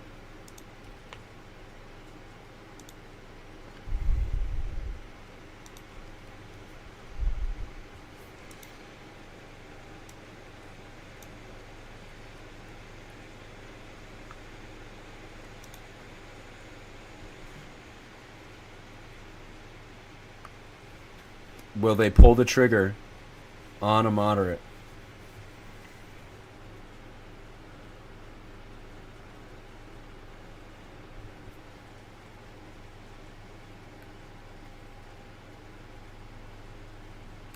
$15 casseroles for your 9x13 pan, just like your mom used to make.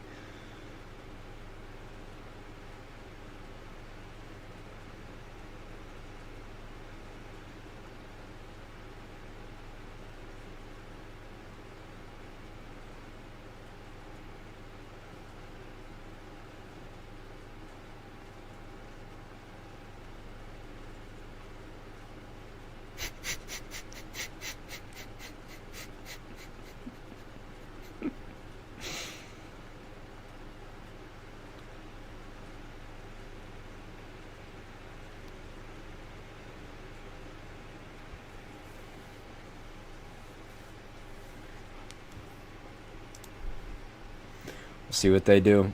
3 minutes. 3 minutes. I wonder what it's gonna be. Yeah, don't shout out the categorical outlook. We're gonna learn together what it will be as a team. As a team.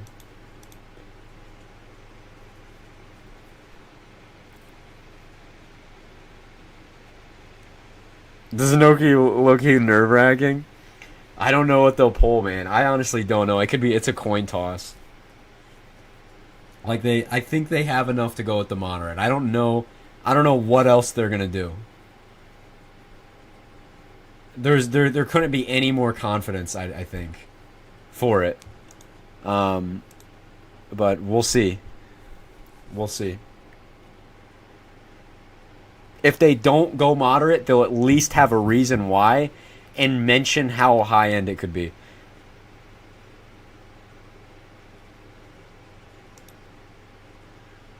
Hell no, never listen to the whole lot of red during severe weather coverage across Gulf Coast states. Tornado outbreak possible. Worst mistake of my life. Oh, dude, I'm anxious.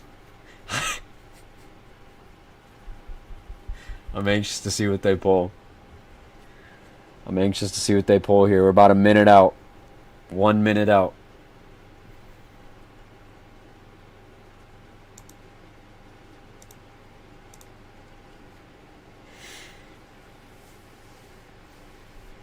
If it's even on time, it might not be on time.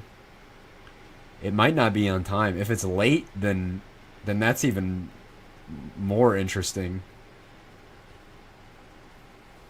But we'll have to rapidly refresh. 1 minute. We're going to find out as a team, fellas. As a team. As a team. There's like 20 seconds left. 20 seconds. My heart. What are they gonna do? What are they gonna do?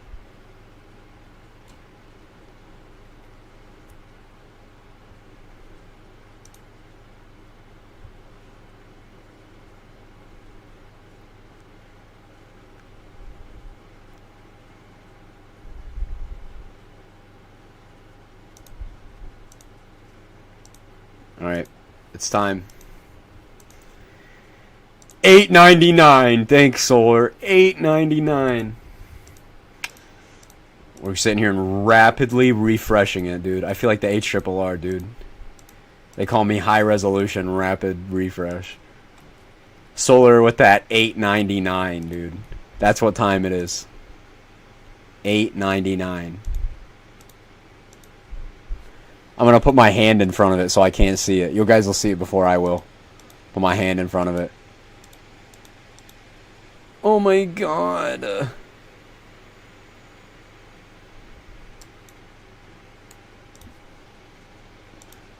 Boo, it's been more than 30 seconds. It's been more than 20 seconds. I'm going crazy.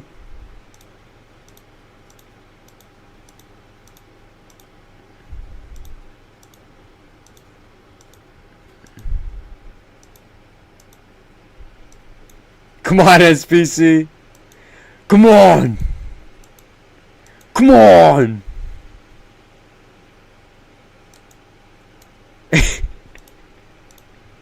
Come on, update. We're a minute late. Come on.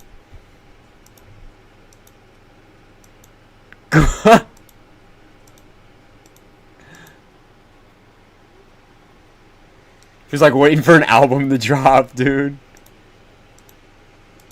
It's like a yay rollout. Is it gonna drop or is it not?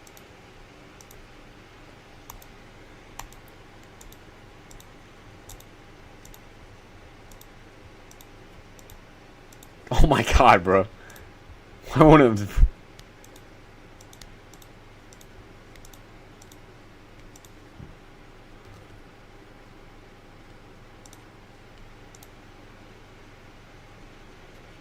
Man, it won't update. Alright, we're gonna look on Twitter, see if it popped up with the bots or whatever. Oops, oops. Oops, oops. Come on. That was the excessive rainfall and I pooped myself for a second. That was the excessive rainfall and it made me poop.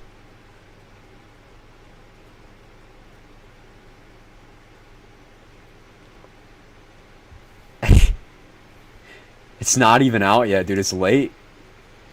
I almost fainted. Oh, dude, it's late, dude. We're like 2 minutes late. Yeah, not 9 a.m. as of... Huh. Oh, okay. They kept it enhanced. It's been kept enhanced.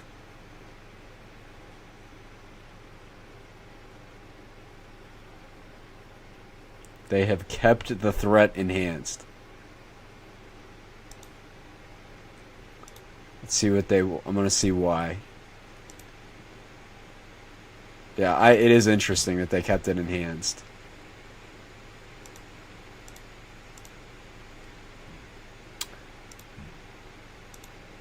Tornado probs are virtually the same. They've just been shaved. They've just been shaved, but they kept the enhanced. Still, the strong tornadoes are... So what was the reason for not going moderate?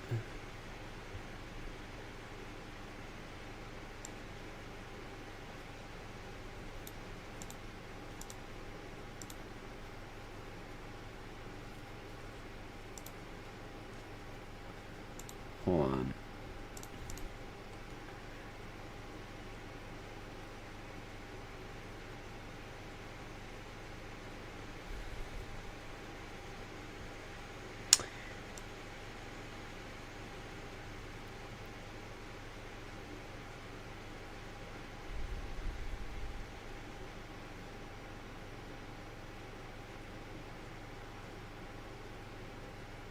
They didn't even mention why. It's because of the different forecasters. Oh my god, they didn't even mention why. They didn't even give like an actual reason to why.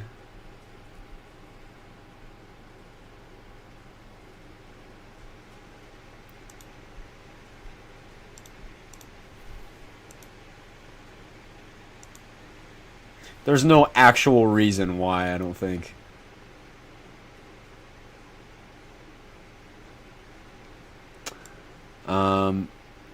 While weak boundary layer stability, even within the warm sector, especially place some limit on the overall tornado wind risk, the offsetting high-end wind field across the region will support the potential for significant severe weather, both in the form of damaging winds and strong tornadoes.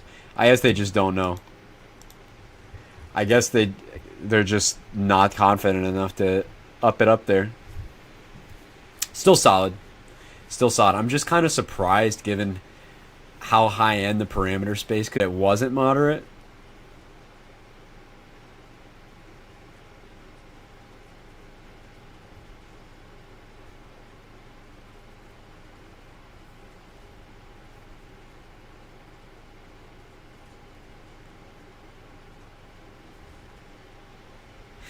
I guess they just don't have enough confidence.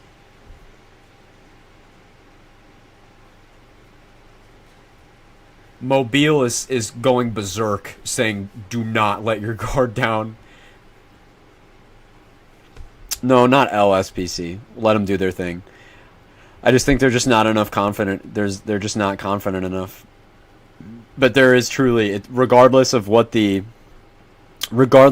categorical outlook is, it is still a high-end environment, and any tornadoes that would produce in this kind of environment, dude, would be quite strong.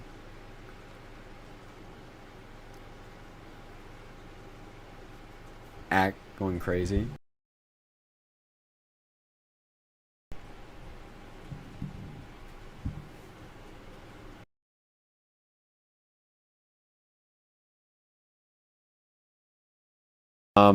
Remember that this does not matter in terms of like how it will play out. You know what I mean? This could still verify very much as a moderate. There's just not enough confidence right now. At this moment. Still cutting in and out. Still cutting in and out. Still cutting in and out. I don't think so.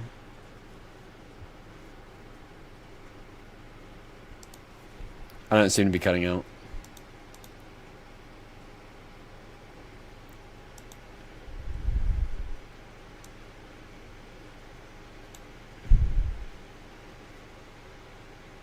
Yeah, I'll update it on the stream thing, but we'll end it for now because I need to shower.